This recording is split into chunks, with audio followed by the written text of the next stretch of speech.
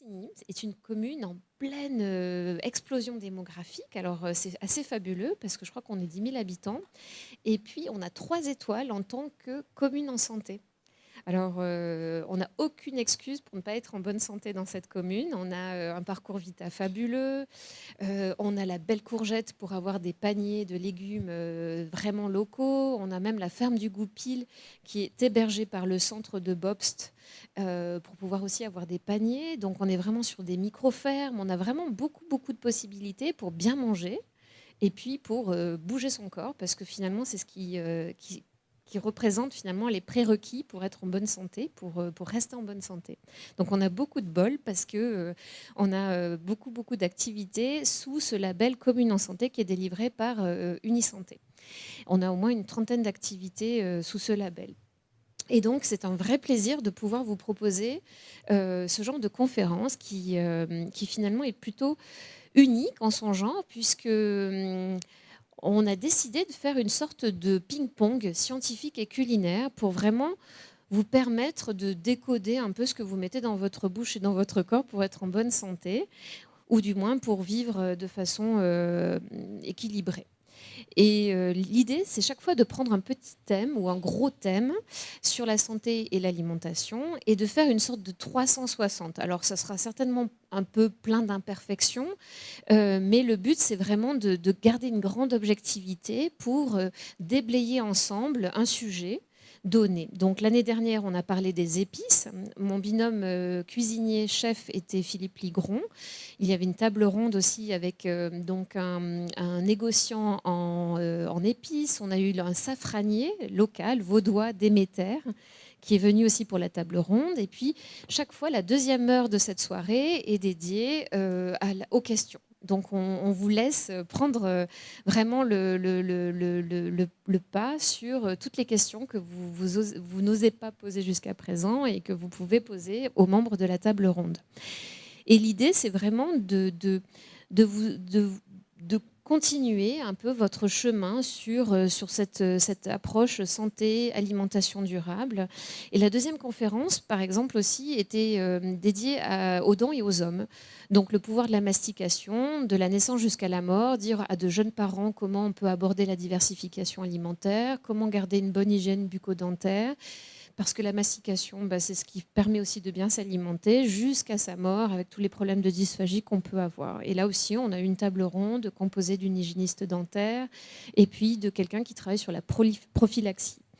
Et donc, ce soir, le sujet, il est un peu particulier, c'est vraiment la nutrition personnalisée, la santé à la carte. Et puis vraiment, on entend tellement de choses aujourd'hui, on souffre vraiment d'infobésité, clairement, parce qu'on est noyé dans l'information diverses et variées. On a des publications scientifiques qui disent il faut absolument boire du jus de carotte, c'est bon pour la santé, plein de caroténoïdes. Et puis, par contre, si vous êtes fumeur, évitez parce que ça risque d'exacerber un cancer des poumons, par exemple. Donc tout doit être lu, compris, décodé, ce qui est quand même assez compliqué. Et donc l'idée, c'est vraiment de continuer à discuter de ces sujets-là.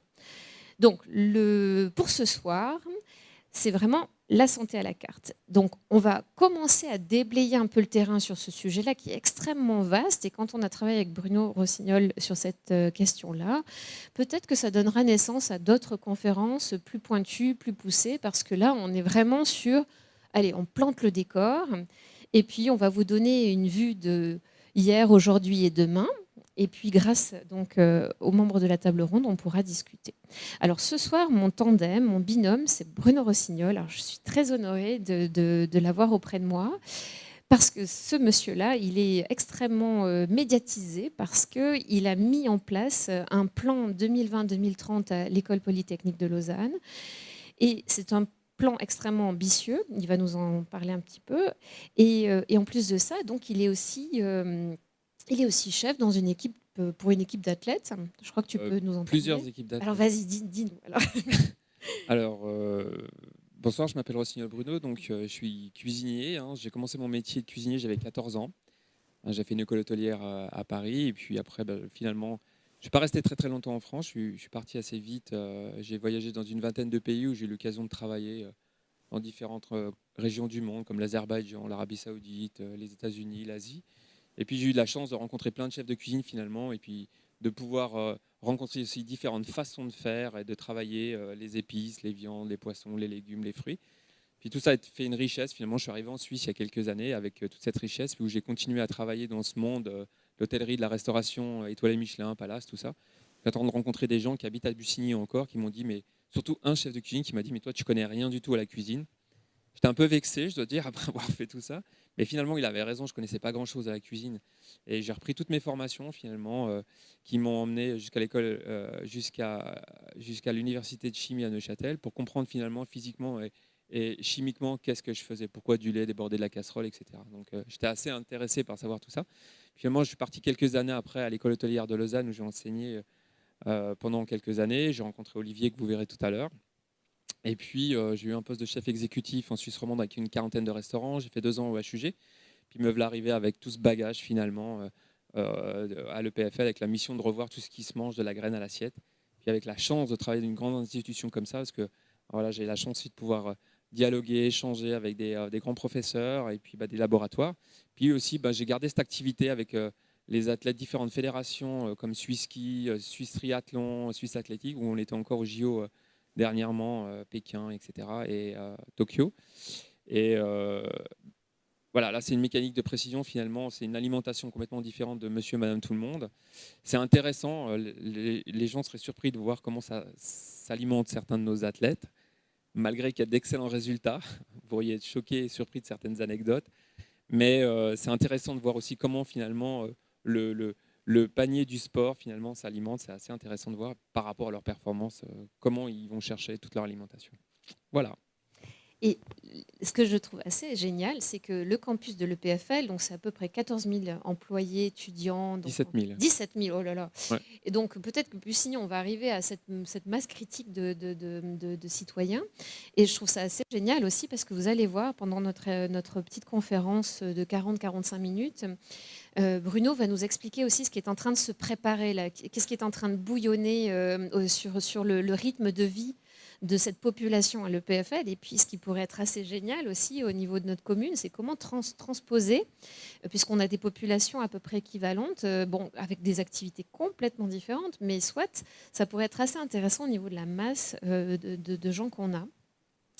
Donc voilà, moi, alors je suis scientifique, j'ai un cursus plutôt en nutrition et en pharmacie, et puis actuellement je suis employée dans le domaine pharmaceutique, et je suis responsable de l'innovation externe. Donc mon travail il consiste à faire le radar de tout ce qui se passe en termes d'innovation, de pouvoir décoder l'innovation et de l'importer dans mon entreprise. Donc c'est aussi cette curiosité exacerbée qui m'amène aussi ce soir devant vous à proposer ce genre de conférence très hybride, ping-pong, scientifique et culinaire, parce qu'il me semble que finalement on peut tout associer et comprendre un peu ce qu'on mange. Au menu ce soir, donc notre idée c'était aussi de voir pourquoi on en est arrivé là, qu'est-ce qui nous arrive aujourd'hui, est-ce qu'il y a quand même des choses qu'on peut extraire du passé, de l'existence de notre civilisation, des prémices de notre civilisation jusqu'à aujourd'hui. Et puis l'idée c'est vraiment de juxtaposer tous ces événements et de vous montrer finalement, de mettre en lumière certaines évidences. Donc c'est un peu le but de cette première partie. Ensuite, on va aussi apporter une information, une vision de ce qu'on mange aujourd'hui, de ce qui se passe aussi dans les laboratoires, dans les entreprises et puis dans nos assiettes. Et puis on va vous donner une perspective de ce qui est en train de se préparer pour le futur, dans nos cuisines, dans nos pharmacies, dans nos salles de bain. Et on va ouvrir donc la discussion avec 3 personnes. C'est un grand honneur parce qu'on a Serge Redzi qui est là, qui est le directeur de la Fondation suisse de la santé et de la nutrition et de la santé. Il a vraiment une expertise en biochimie des aliments, en nutri-métabolique ou en métabolique, en fait, métabolomique, excusez-moi, il va nous expliquer ça parce que ça peut paraître très abscon. On a Jean-Marc Tandon qui est un technologue alimentaire, qui est associé et cofondateur de Cogiter. Il est vraiment basé sur tout ce qui est environnement, artisanat, du local, avec un pur respect des produits. Il est derrière certains produits que vous connaissez certainement déjà, que vous avez déjà testés. Et puis on a Olivier Bourquin. voilà, qui est nutritionniste, coach nutritionnel et sportif, qui est auteur de 5 livres, 5 ouvrages extrêmement pointus. Alors, on a des petits soucis de... Voilà. Et que dire d'autre? Alors, il est conférencier, il fait des workshops, enfin, c'est juste une pointure en termes de nutrition. Donc, c'est un grand honneur de les avoir auprès de nous. Si vous avez des questions pendant ces 40 premières minutes, n'hésitez pas à les garder dans un coin de votre mémoire et on pourra vraiment leur poser toutes ces questions-là. On est bon? Ouais. Alors donc, l'idée, c'était de vous dire, allez, on fait un petit retour en arrière depuis le début de nos civilisations, en préhistoire, à la préhistoire, au paléolithique. Notre Toumaï, le premier... On a vraiment un souci, je ne sais pas pourquoi. Au tout début de notre histoire, il y a 7 millions d'années, le premier homme qui était quand même encore un primate, on va dire, c'était Toumaï. Et il était vegan en fait, il mangeait que des racines et du végétal. Absolument. Finalement, on n'est pas issu de viande. On pourrait le croire actuellement, où on a ce grand débat en Europe finalement, manger de la viande, pas manger de la viande. C'est assez drôle. On voit que sur certains autres continents, finalement, on ne se pose pas la question. Et on ne pose même pas la question aux gens s'ils sont végétariens, véganes, ovo-lacto, etc. Mais nous, on a ce grand débat en Europe. On pose la question, est-ce que tu manges de la viande, est-ce que tu n'en manges pas? Finalement, quand on est venu dans ce bas monde, sur cette belle planète, finalement, on était tous véganes. On mangeait un petit peu d'insectes, on mangeait quelque chose comme ça, mais finalement, 95% de notre alimentation, elle était avec des racines, elle était avec des feuilles, elle était avec toutes sortes de fibres, finalement, mais rien de très animal, finalement. Et puis, on est venu à manger de la viande, vous allez voir, beaucoup plus tard. Oui, et puis ce qui est assez intéressant, alors vous voyez les petits cercles en bas de cette diapo, c'est vraiment de dire, bon alors vraiment ce Toumaï, quand il avait la bouche ouverte en courant, il avalait quelques insectes, mais en gros, effectivement, il mangeait que des végétaux. Et puis c'était vraiment la période du chasseur-cueilleur, et puis il fallait bouger effectivement pour retrouver sa nourriture. Puis on a eu la domestication du feu qui a permis de cuire, de rendre la viande plus digeste. Absolument. On a commencé à ramollir, à vrai dire, nos aliments à cette période-là. Voilà, et puis du coup, alors ce qui s'est passé, c'est qu'on a commencé à augmenter notre ration de viande, de produits carnés. Et puis, le néolithique, eh bien, c'est la sédentarité, ça y est. Et c'est là qu'on commence à retrouver sur les squelettes des caries sur les dents, parce qu'on a augmenté en fait la culture de céréales. Et puis, petit à petit, on a commencé à faire de l'élevage. On a commencé à domestiquer les animaux à ce moment-là, à manger du lait, à boire du lait, à commencer à se nourrir avec vraiment de la protéine animale à ce moment-là. Et puis, comme les gens bougeaient de moins en moins, finalement, on a commencé à créer des grands parcs, à élever des animaux à l'époque. Et puis, finalement, on a commencé à se sédentariser. Et c'est à ce moment-là, finalement, qu'on a commencé à vraiment mettre de la viande dans notre régime alimentaire. Alors, on n'en mangeait pas comme on en mange autant maintenant, bien heureusement, sinon je pense on aurait peut-être déjà tous disparu finalement. Mais on a commencé vraiment à consommer à cette période-là. Assez peu au démarrage, et puis après on va voir que ça va vraiment augmenter dans les siècles qui vont suivre. Et puis alors après, donc, au niveau de la proto-histoire et de l'histoire avant notre ère, l'Ayurveda est arrivé effectivement, donc plutôt du côté de l'Asie, de l'Inde. Et ça y est, on commence à parler des doshas, donc des tempéraments, des humeurs, et puis de l'équilibre de chacun. Ayurveda, ça veut dire science de la vie, donc c'est vraiment les fondamentaux. On est sur une culture de médecine et de santé vraiment liée à l'alimentation, aux humeurs, au tempérament des gens. Et on a cette science finalement de la vie qui prend en compte l'individu dans son ensemble. Et cet équilibre entre les doshas, donc c'est vraiment l'équilibre entre les tempéraments, et on essaie de trouver le régime adapté à chacun à cette époque-là. Puis on a eu cette médecine chinoise qu'on appelle aujourd'hui la médecine traditionnelle chinoise, qui prend aussi en compte cet équilibre à travers l'alimentation, les herbes, les plantes qu'on a à notre disposition. Et petit à petit, en fait, on voit qu'au niveau de l'Antiquité, mais même avant un petit peu, on a donc Platon, Hippocrate, qui est connu pour être l'un des pères fondateurs de la médecine occidentale. Lui aussi. Alors, c'est marrant parce qu'on lui attribue souvent cette citation ton aliment sera ton médicament. Le mot médicament lui-même n'existait pas avant 1319. Alors, mais en attendant, l'idée y était quand même là. Lui aussi, il parle des humeurs, il parle des éléments de la nature, de la terre, en disant qu'il faut manger chaud, cuit, selon les saisons, selon les tempéraments de chacun. Donc il a quand même développé cette approche-là, et puis c'est finalement une belle continuité de l'Ayurveda ou de la médecine chinoise. Et puis, donc, on a eu le recours au niveau de l'Antiquité à tout ce qui est épices, et ce qui est assez intéressant, vas-y. Ce qui est juste intéressant Ouais. avant finalement sur l'autre slide, c'est qu'aujourd'hui, si on regarde cette partie-là, la deuxième partie, c'est que au- aujourd'hui, ben, finalement, dans notre population, on attend que les gens tombent malades, finalement, de ce qu'ils mangent pour les soigner. Si vous regardez de la façon qu'eux, ils se soignent, c'est-à-dire qu'ils mangent correctement pour pas tomber malade. Nous, on concentre plus de 90% de notre activité budgétaire à soigner les gens, au lieu de concentrer 95% de notre activité budgétaire à bien alimenter les gens. Donc si on les regarde, eux, ils travaillent intelligemment, puis nous, on est un peu à l'inverse. Donc après, on passe... Alors, j'ai rien contre les laboratoires pharmaceutiques, mais c'est vrai que finalement, ces gens-là, ils passent un peu pour finalement les sauveurs de la planète. Ils nous soignent tous, tout ça. Mais finalement, si on s'alimente correctement, comme on peut voir cette partie-là, alors je ne dis pas que tout est parfait, hein, mais je dis que finalement, eux, ils ont concentré leur activité sur ce qu'ils mangeaient, et puis finalement, ils sont restés en bonne santé. Et puis, bah, nous, on mange un peu n'importe quoi, puis finalement, après, on va chercher des médicaments. Donc, on est à l'inverse finalement de ce qu'il faudrait faire. On est un petit peu mal parti pour l'instant. Bon, puis, je voulais le dire plus tard, mais c'est vrai qu'aujourd'hui, en faculté de médecine, je crois que l'alimentation, la nutrition, ça représente 4 heures dans le programme de la première année, par exemple. Donc on est encore loin, on a complètement dissocié l'alimentation, la nutrition de la médecine, parce qu'on est effectivement sur une médecine extrêmement allopathique et puis très, très segmentée.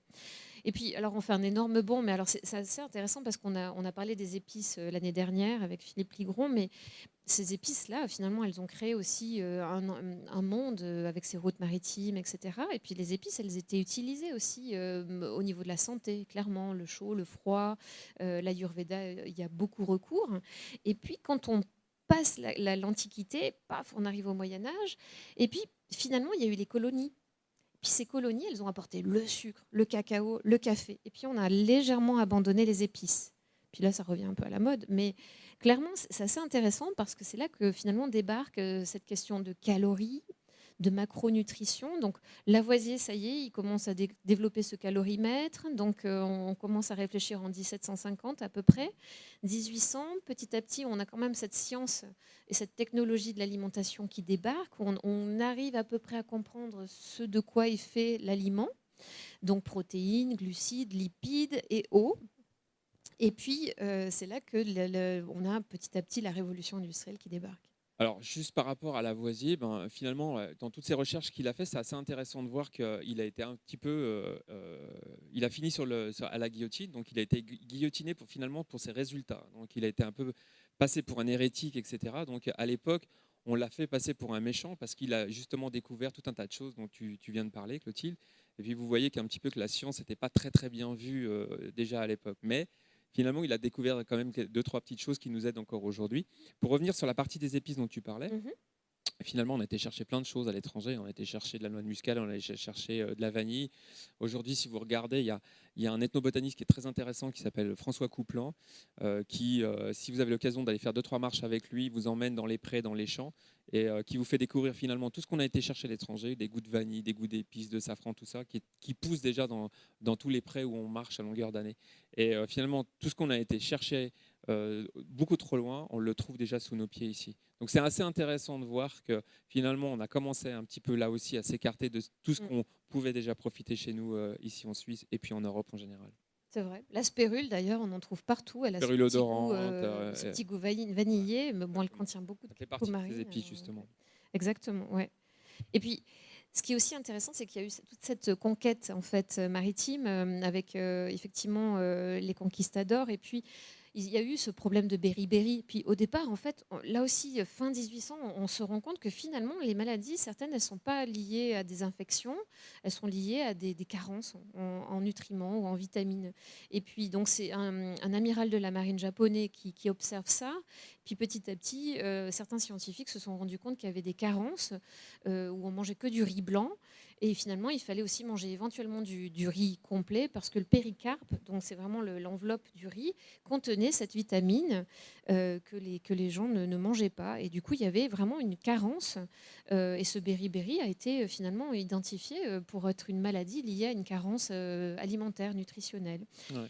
Et d'ailleurs, juste par rapport à Takaki, bah, justement, grâce à ce monsieur, la guerre du bon, hein, on le reverra un peu plus loin, c'est que grâce à ce qu'il avait découvert finalement, les marines japonaises ont réussi à gagner sur les marines chinoises à l'époque, pendant cette guerre du XVIIIe siècle. Et puis, grâce à eux aussi, on est passé sur les trois quarts de leur équipage qui mouraient finalement sur les bateaux à même pas un tiers de l'équipage finalement, parce que ils ont commencé à prendre du lait avec eux, des viandes séchées, ils sont partis avec des fruits, et ce qui a fait que finalement on a pu passer tous ces problèmes d'alimentation. Mais tout était dû finalement à l'alimentation. Mm. C'est le baron finalement, il a été adoubé baron au Japon, et puis c'est le baron Takaki justement qui a permis justement cette partie-là de découvrir aussi entre autres ces vitamines B1, etc. C'est assez fabuleux. Puis, alors, il y a eu une série de disettes, la famine. Effectivement, la fin du 19e, elle est quand même extrêmement marquée par ça. Et puis, bon, alors, cette formule infantile qu'Henri Nestlé a mise au point, finalement, vient apporter aussi cette explication ou ce pallier, en fait, ces problèmes de santé chez les nouveau-nés, par exemple. Puis, petit à petit, les technologies, la science évoluent. Et c'est là qu'on arrive au XXe siècle où on commence à voir effectivement de nouvelles techniques parce que les guerres effectivement font qu'on fait de l'innovation plutôt frugale, mais en tout cas intense et rapide parce il faut réussir à nourrir quand même des troupes. Et donc c'est là qu'on a des techniques sous vide qui apparaissent. Alors, les techniques de la cuisson sous vide, ça c'est très intéressant parce que finalement, il y a toujours le grand débat avec les cuisiniers. Alors on dit que c'est une technique finalement qui est arrivée dans les années 80 parce qu'il y a un grand chef de cuisine en France qui voulait mettre sous vide son foie gras. Alors c'est absolument faux finalement. Des Hollandais finalement qui ont découvert cette technique, et bien avant eux encore un scientifique français. Et finalement, pour avoir découvert cette technique, il a dû s'exiler pendant l'édit de Nantes en Angleterre parce qu'il avait été traité d'hérétique celui-là aussi. Mais finalement, les Hollandais ont récupéré cette partie-là pendant la Première Guerre mondiale, mais n'ont pas fait finalement une méthode de cuisson, mais une méthode de conservation. Donc on a réussi avec un système de pompe à l'époque à extraire l'air finalement, puis pouvoir empaqueter toute la marchandise qui allait avoir à manger pour les soldats sur le front et de la conserver mieux. Et puis beaucoup plus tard, alors vraiment beaucoup plus tard, Heinz a repris le process finalement pour pouvoir développer l'industrialisation de certains produits comme leurs haricots et d'autres choses encore. Mais ça arrivait nettement plus tard. Et on en a fait à ce moment-là une méthode de cuisson sur laquelle peut-être on reviendra tout à l'heure. Mhm. C'est assez intéressant de voir ce qu'on arrive à conserver, améliorer au niveau goût, texture, etc. Ouais, je retiens. Il faut qu'on en parle plus tard. Et du coup, alors on a aussi cette migration des campagnes aux villes. Alors là, clairement, c'est ce qui a aussi changé complètement le paysage. Donc on a eu ces révolutions industrielles. Il y en a eu 4, liées à l'énergie surtout. Et puis maintenant, là, on vit la 4e avec cet accès aux data ou cette explosion de données. Mais l'industrialisation, clairement, elle a fait bouger les gens. Et puis pour optimiser leur temps, et puis pour leur donner le goût encore de la campagne, eh bien, on a développé ce bouillon magie pour que nos agriculteurs qui ont dû travailler dans l'usine puissent avoir encore ce goût de la campagne dans leur soupe avec le bouillon magie. Donc c'est comme ça que les choses se sont développées avec vraiment ouais, comment faire gagner du temps pour cuisiner, pour manger. C'est ça, on est sorti de nos campagnes finalement, comme tu le dis, on est sorti de nos campagnes pour aller finalement dans les usines et puis travailler. Puis finalement, on a déserté un petit peu toutes ces campagnes. Finalement, il est resté bien sûr la paysannerie, mais beaucoup moins que ce qu'il y avait dans le passé. Puis finalement, on a dû pallier à ça. Donc il y a des remèdes comme le bouillon magie aujourd'hui que personnellement je déconseillerais parce qu'il y a du glutamate, finalement des monosodiques, du sucre, enfin toutes sortes de choses. Sauf, il n'y a pas de légumes, vous trouvez tout sauf des légumes dedans. Et puis, on a poussé les gens vers les villes, on a industrialisé finalement ce qu'on mangeait, puis finalement, c'est là qu'on a commencé vraiment à détruire notre alimentation. C'est vraiment à cette période où là, on est parti vers le restaurant des deux arches, où finalement, plus ça va, moins ça va, je dirais. Et puis ce qui est assez intéressant aussi, c'est que vraiment il faut produire, il faut nourrir. C'est vraiment la volonté, hein. Et puis on a eu des surproductions. Alors surproduction de café, par exemple, l'histoire de Nescafé, elle est assez intéressante. C'est qu'il y avait beaucoup de café disponible et il fallait trouver un moyen de le conserver. C'est là qu'est né le café soluble. Et puis aussi mettre des produits dans les rations pour la Deuxième Guerre mondiale.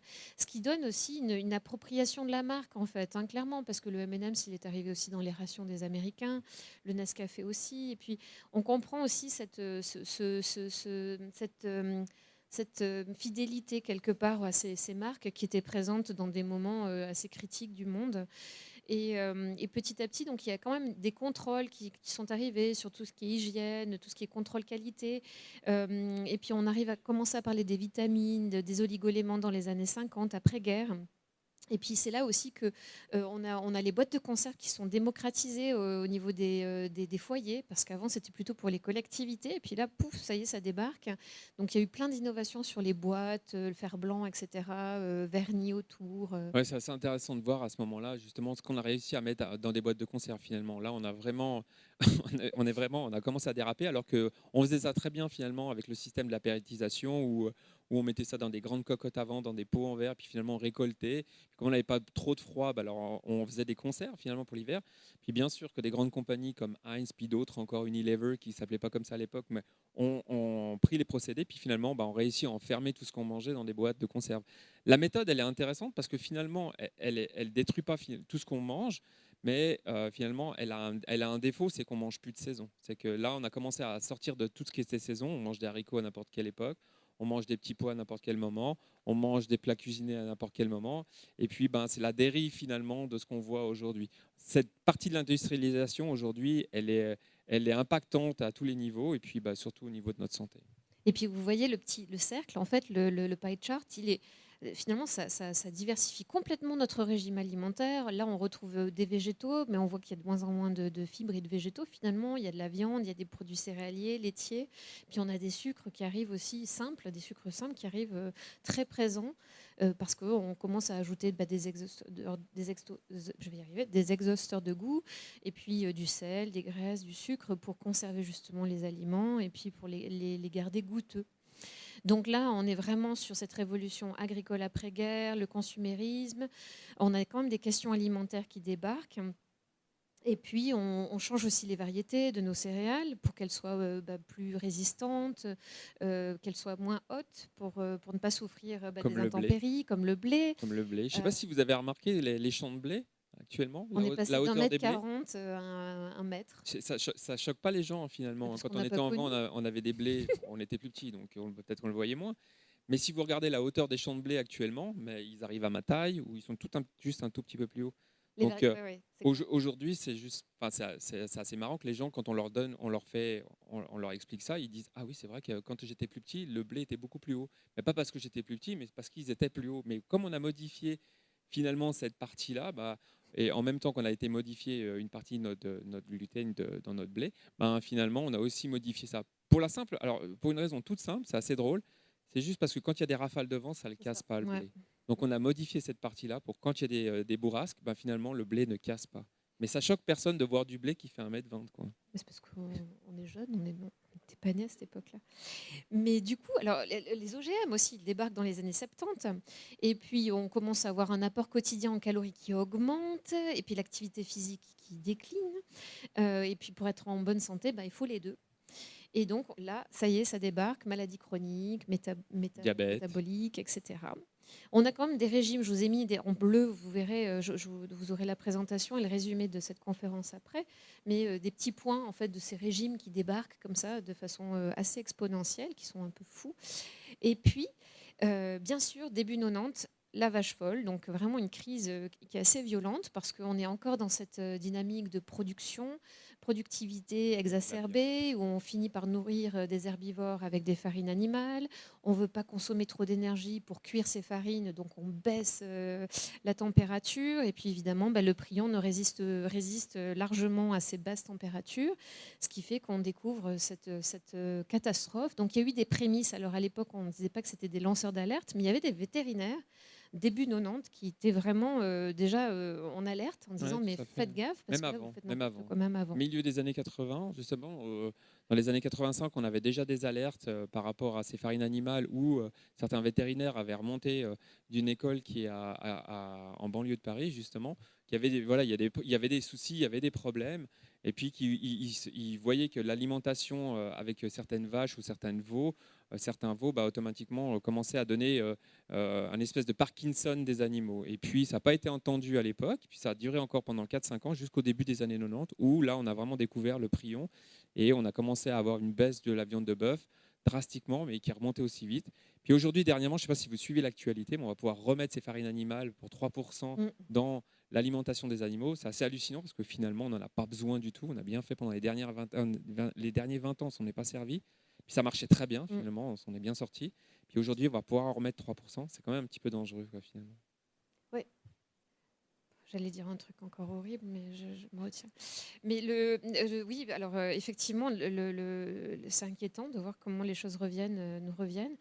Le génotype, alors en 2000, ça y est, on est capable d'identifier le génome humain. Et là, je ne sais pas si vous vous êtes rendu compte, mais très vite, vous avez pu avoir accès aux détails de votre ADN. Vous avez vu, il y a beaucoup de tests en ligne où vous pouvez recevoir une enveloppe, vous pouvez gratter l'intérieur de votre joue et puis l'envoyer à un laboratoire et savoir de quelle origine vous êtes. Si vous avez 20% de sang anglais ou espagnol ou italien, et puis ça s'est énormément démocratisé. Et puis si je mets ça en avant, c'est parce que le génotype, alors le génome humain, identifié clairement, donne 10 ans plus tard cette notion de nutrigénomique et de nutrigénétique quelque part. Parce on a compris qu'il y avait une flore dans votre corps, on héberge énormément de bactéries. Et puis l'idée, c'est de faire un profil aussi de ce qu'on a dans le ventre comme petites bactéries qui sont là pour digérer, pour améliorer l'absorption de vos nutriments, etc. Moi, je trouve intéressant ce procédé. Alors, c'est peut-être un peu très révolutionnaire finalement, mais c'est peut-être ce qui va nous aider à revenir finalement à ce qu'on était il y a des milliers d'années en arrière. Parce que finalement, bah, on a un patrimoine alimentaire qu'on a détruit pendant tout le long de ces années finalement. Puis aujourd'hui, c'est la science qui va sûrement pouvoir nous aider. Elle ne va pas tout résoudre, hein. Je travaille avec différentes personnes à l'EPFL justement qui le disent bien. Demain, on ne va pas vous inventer la capsule qui vous aidera à aller mieux et puis pas manger pendant 10 jours. Ce n'est pas le but. Mais ça va nous permettre de dire finalement sur chaque individu qui sera intéressé, qu'est-ce que vous avez vraiment besoin de manger dans le futur? Qui vous êtes finalement? Dis-moi qui tu es, je te dirai quoi manger. Puis finalement, bah, c'est cette science finalement qui viendra aider. Elle ne va pas tout résoudre, mais cette partie de science sera une vraie aide dans le futur pour finalement revenir sur ce qui était essentiel dans notre alimentation. C'est vraiment. En plus, on a beaucoup, beaucoup de chance parce qu'à l'EPFL, on a le docteur Valli qui a une septantaine d'années. Et puis, ce monsieur est justement à l'origine de cette notion de nutrigénomique, nutrigénétique. Et puis, effectivement, en fait, on a besoin de ces belles bactéries dans notre corps, bucco-dentaire, nasal, peau, dermato, et puis intestinale. Elles sont là vraiment pour nous faire vivre. Et puis, on a des liens entre le cerveau et justement ce que l'on a dans le ventre. Et c'est vraiment important de savoir quel équilibre on a pour pouvoir bien vivre, justement, parce que tout en dépend, notre prise médicamenteuse, notre prise alimentaire, puis notre bien-être global est de plus en plus prouvé scientifiquement lié à cette flore bactérienne. En parallèle, il y a eu beaucoup de scandales et puis il y a maintenant une vraie prise de conscience sur la consommation des aliments. Vous avez vu ces séries de problèmes de fièvre afteuse, de listériose, salmonellose. Il y a vraiment beaucoup de choses qui se sont passées. En 2015, il y a eu une sorte de bombe sur le Centre international de la recherche sur le cancer pour la consommation de viande qui dit que quand même tout ce qui est viande transformée, charcuterie a un réel impact sur le système inflammatoire et puis sur vraiment d'émergence de cancer. Donc il y a quand même des prises de conscience, on a de plus en plus de documentaires. Effectivement, on est noyé dans l'information, mais on a de l'information et on n'a plus beaucoup d'excuses de ne pas savoir ce qu'on met dans notre bouche aujourd'hui. Donc vraiment, de plus en plus, on a cet accès à l'information. Alors il faut savoir faire le tri, mais on sait comment sont traités les animaux, on sait ce qu'on met dans notre bouche, comment ça s'est transporté, comment c'est transformé. On peut avoir accès à cette information-là. Il y a un des scandales qui est intéressant, c'est finalement c'est la lasagne à la viande de cheval. On a tous été choqués de voir de la lasagne avec de la viande de cheval. Au bout d'un moment, c'est tous dit oh, mais c'est un scandale finalement. Ils mettent de la viande de cheval dans nos lasagnes Nestlé, etc. Enfin bref. Mais finalement, si les gens ils se posent 30 secondes, et qui se disent je vais acheter une lasagne à je sais pas, 5 francs 50, 7 francs, etc. Puis je vais faire à manger au minimum pour 2 personnes dedans. Quand vous connaissez vraiment le prix de la nourriture, des aliments, comment vous pensez que ça soit possible? C'est impossible. Enfin, à un moment donné, il faut qu'on triche, il faut tricher sur l'alimentation, il faut tricher sur les produits. C'est-à-dire que si vous ne travaillez pas avec des glutamates, des gommes de goire, des antioxydants, des liants, etc., mais c'est impossible. Vous avez de la farine qui vient de Pologne, vous avez du cheval qui vient du Canada, finalement vous avez une pâte qui vient, je ne sais pas, moi, d'Asie ou je ne sais pas où, mais finalement c'est impossible. Puis encore, il y a de la logistique derrière, des gens qui travaillent, puis tout ça pour 5 francs 50 à 7 francs.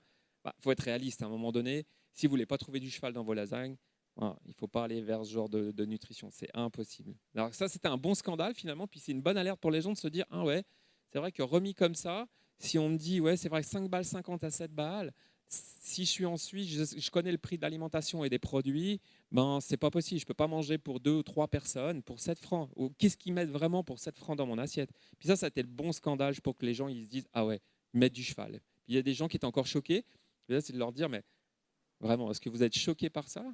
Parce que pour le prix que vous payez, franchement, vous ne pouvez pas avoir mieux que ça, quoi. C'est impossible. Bah, c'est une bonne transition parce qu'aujourd'hui, en fait, on s'est demandé, mais oui, mais c'est cher quand même de bien manger, oui ou non? Est-ce qu'il faut manger bio? Est-ce qu'il faut manger local? Puis là, on a fait une petite recherche quand même. On s'est dit, mais finalement, alors oui, les gens doivent payer leur logement. Je pense que c'est avoir un toit, c'est déjà important. Après, on a d'autres postes de dépenses qui sont importants, mais finalement, Il y a des analyses qui ont été faites où, sur une partie de la population où on est en Suisse, finalement, les gens dépensent plus d'argent dans leur téléphone, finalement, dans leur abonnement téléphonique, etc., que ce qu'ils consacrent dans la nourriture. C'est assez intéressant de voir qu'aujourd'hui, la nourriture est descendue de quelques paliers et que finalement, tout ce qui est volatile, finalement, ce qui ne nous aide pas mieux à vivre, c'est là où les gens placent leur argent. Donc, les gens sont prêts à dépenser. Il y a une étude qui était sortie où les gens étaient prêts à dépenser plus de 100 francs par mois pour des abonnements télévision, téléphone. Puis, ils trouvaient cher, finalement, de manger pour 12 francs dans des cafétérias ou dans des restaurants. Donc, c'est là où il y a il y a quelque quand même une chose là. réflexion à C'est avoir. clair. Et alors, c'est intéressant parce qu'on dit dans nos habitudes, alors il y a encore 42% de Suisses qui sont en surpoids ou qui ont des problèmes d'obésité et 15% d'enfants en Suisse qui sont en surpoids ou en obésité. Et on mange toujours trop gras, toujours copieux, trop copieux et trop sucré. La consommation, alors j'ai pris quelques chiffres, on est à 110 grammes par jour de sucre, alors que l'OMS, l'Organisation mondiale de la santé, conseille 25 à 30 grammes par jour. Alors, on a énormément de sucre caché, ça il faut le savoir, dans les pâtes à pizza, dans quoi on a du sucre, on en a partout en Alors, fait. à vrai dire, il y a plus un aliment, à part ce que vous cueillez dans votre jardin peut-être, ou qui est frais, finalement, vous n'en trouverez pas. Mm. Dans tous les aliments aujourd'hui que vous trouvez de l'industrie alimentaire, automatiquement vous allez trouver du sucre, des exhausteurs de goût, parce que naturellement que ça vous donne envie d'en manger, c'est comme les exhausteurs de goût. Si vous mettez la main dans un paquet de chips, naturellement vous allez y revenir. Pourquoi? Parce que finalement ces sucres, ces exhausteurs de goût, ils agissent sur les neurotransmetteurs comme la cocaïne finalement. Ça a la même fonction, hein, ça agit comme la cocaïne. Puis dès que vous en avez pris, alors je ne suis pas consommateur de cocaïne, hein, je vous rassure, mais par contre j'ai mangé des chips avant et c'est vrai que quand j'avais la main dedans, automatiquement j'avais envie de manger des cacahuètes. Et puis ça fait le même effet finalement. Voilà. Et puis ce qui est fou, alors on est passé de 200 références alimentaires dans les années 40, 50. 40, oui, en tout Ouais. cas. Ouais. Et puis on est à 35 000 à peu près de références alimentaires dans Alors, qui est référencé 35 000, Ouais. mais on estime à plus de 50 000 références alimentaires de l'industrie alimentaire. Mm. Ce qui est intéressant de voir, c'est que dans les années 90, on a des groupes alimentaires qui sont très connus, hein, finalement, qui ont acheté des sources d'eau minérale, qui en même temps produisaient des plats, des plats, des plats cuisinés, qui augmentaient de 10% la valeur de sel dans chaque plat cuisiné. Et en même temps, ils achetaient de l'eau minérale. Alors, je ne suis pas complotiste ni quoi que ce soit. Hein. Finalement, c'est avéré, hein, c'est clairement établi. Donc voilà, c'est l'industrie alimentaire. C'est pas mauvais, hein, finalement. L'industrie alimentaire a apporté aussi beaucoup de bons dans ce qu'on vit aujourd'hui, mais il y a aussi des dérives malheureusement. Et puis ça, c'est le genre de dérive sur lequel on devrait être un peu plus vigilant, les consommateurs finalement dans le futur. Oui, parce qu'on a quand même, voilà, alors on vous a noirci un peu le tableau, mais on a quand même une espérance de vie qui a bien augmenté depuis la préhistoire. Parce qu'on est bien médicamenté. On a des bons médicaments. D'ailleurs, notre corps, après le décès, en fait, se décompose vraiment longtemps après être enterré, hein, parce on est plein de conservateurs et de médicaments. Et d'antioxydants, ouais, absolument. Et alors, ce que je voulais aussi dire, c'est que l'année dernière, il y a l'INSERM, l'Institut national de la santé et de la recherche médicale, qui a publié un article disant qu'aujourd'hui, on trouve 4 kilos à 10 kilos d'additifs dans notre corps. Ça veut vraiment dire qu'on mange encore beaucoup peut-être de produits transformés. Même, bon, après, il y a ultra transformé et transformé. Moi, j'estime que le lait UHT est déjà transformé, puisqu'on met 3,5% de graisse et puis on le réassemble, etc., pour qu'il y ait les bonnes vitamines au bon endroit. Et puis en termes de plastique aussi, on trouve du plastique, mais ça, c'est encore une autre histoire. Donc voilà où on en est. Je vais juste faire un petit aparté par Oui, rapport à ça. Ben, vous voyez ces chiffres en 2015, hein, 6,3%. À l'inverse, si vous allez sur le continent asiatique ou africain, 80% du budget du ménage est consacré à la nourriture. Donc, vous voyez un peu la différence où nous, les pays soi-disant industrialisés, on est parti. Hein, on est sur des taux de pourcentage qui sont vraiment extrêmement faibles par rapport à ce qu'on devrait consacrer. Puis d'autres continents sont restés encore à peu près logiques. Mais pourquoi? Parce que finalement, certains continents comme l'Afrique ne sont pas encore assez industrialisés. Donc, qu'est-ce qui s'est passé? Finalement, ils concentrent tout ce qu'ils mangent tout leur budget dans ce qu'ils mangent parce qu'ils n'ont pas eu encore cette partie industrialisée de leur champ, mécanisée aussi rapidement que nous, etc. Et pour ça, eux concentrent beaucoup plus de budget que nous. Nous, à l'inverse, finalement, on n'a qu'à se baisser pour ramasser ce qu'il y a à manger ou aller dans les magasins. Eux, ce n'est pas le cas. Donc, finalement, ils ont 80% de leur alimentation, leur budget alimentation qui est consacré tous les jours dans leur ménage. donc aujourd'hui, on a vraiment des défis auxquels il faut faire face. L'information nutritionnelle qui est extrêmement éclectique et difficile à décoder. L'innovation, donc en quête d'équilibre, jusqu'où on peut aller, comment je peux me supplémenter, est-ce que ce que je mange est finalement suffisamment équilibré pour être en bonne santé. Le côté nutraceutique, alors on est entre l'alimentation et la médecine. Dans les années 80-90, Peter Brabeck parlait de l'alicament, maintenant on parle du nutraceutique. Et puis jusqu'où on doit aller. Et là, donc, comme on le disait, la nutrigénétique, cette influence en fait de nos gènes sur notre alimentation et vice-versa, la nutrigénomique. Donc, comment notre alimentation influence nos gènes. Et puis le côté épigénétique, environnemental aussi. Alors, il y a des anecdotes. Finalement, je vous disais en préambule que justement, je travaillais avec différents athlètes. C'est assez drôle. Finalement, tout le monde, tous ceux qui n'ont jamais travaillé finalement avec des athlètes de haut niveau, pensent que les athlètes de n'importe quel pays du monde sont super bien alimentés, etc. Alors, il y en a qui le sont. Puis Olivier pourra vous en parler tout à l'heure. Il a été le premier entraîneur de Monsieur Federer. Et puis, il a deux, trois anecdotes assez sympas. Puis aussi au niveau de la nutrition, il a aussi de très bonnes informations. Mais finalement, à y regarder. Moi, j'ai des anecdotes où finalement, on a fait des médailles d'or, on a fait des médailles de bronze à Athènes, à Londres, etc. Et puis celle qu'on a fait à Londres, finalement, l'athlète qui est parti le matin, elle a mangé une demi-banane et puis 2 carrés de chocolat. Puis ça, vous ne pouvez pas l'expliquer finalement. Il y a l'ADN qui parle derrière, il y a l'entraînement de l'athlète, etc. Mais si vous l'expliquez à monsieur, madame, tout le monde, à des milliers de personnes derrière un petit écran, les gens vont se dire, mais moi aussi, alors je peux partir demain matin, je peux aller faire un Ironman ou un triathlon, puis je vais aussi faire médaille d'or. Ça ne marche pas comme ça, malheureusement. Il y a des gens qui, même avec une alimentation complètement décalée et avec un sport de haut niveau, vont arriver à faire des médailles d'or. Puis monsieur, madame, tout le monde, finalement, qui n'ont pas cet ADN qui parle, finalement, puis tous ces entraînements derrière ne vont pas y arriver. Donc, c'est toujours un petit peu dangereux de partir d'alimentation justement à ce niveau-là, parce que on travaille avec eux typiquement sur leurs gènes, il y a des études qui sont faites. Aujourd'hui, les derniers JO qu'on a fait, on leur a fait absorber à nos athlètes finalement des thermomètres. Et puis, en fonction des degrés de chaleur qu'ils produisaient, les scientifiques qui bossaient derrière savaient exactement ce qu'ils avaient pris comme kilocalories et est-ce qu'ils allaient avoir assez finalement après pour aller faire leurs courses, etc. Vous voyez à quel niveau on en est aujourd'hui. Mais ça, peut-être que ça arrivera un jour dans nos assiettes ou alors dans nos magasins, mais pour l'instant, on n'en est pas encore là.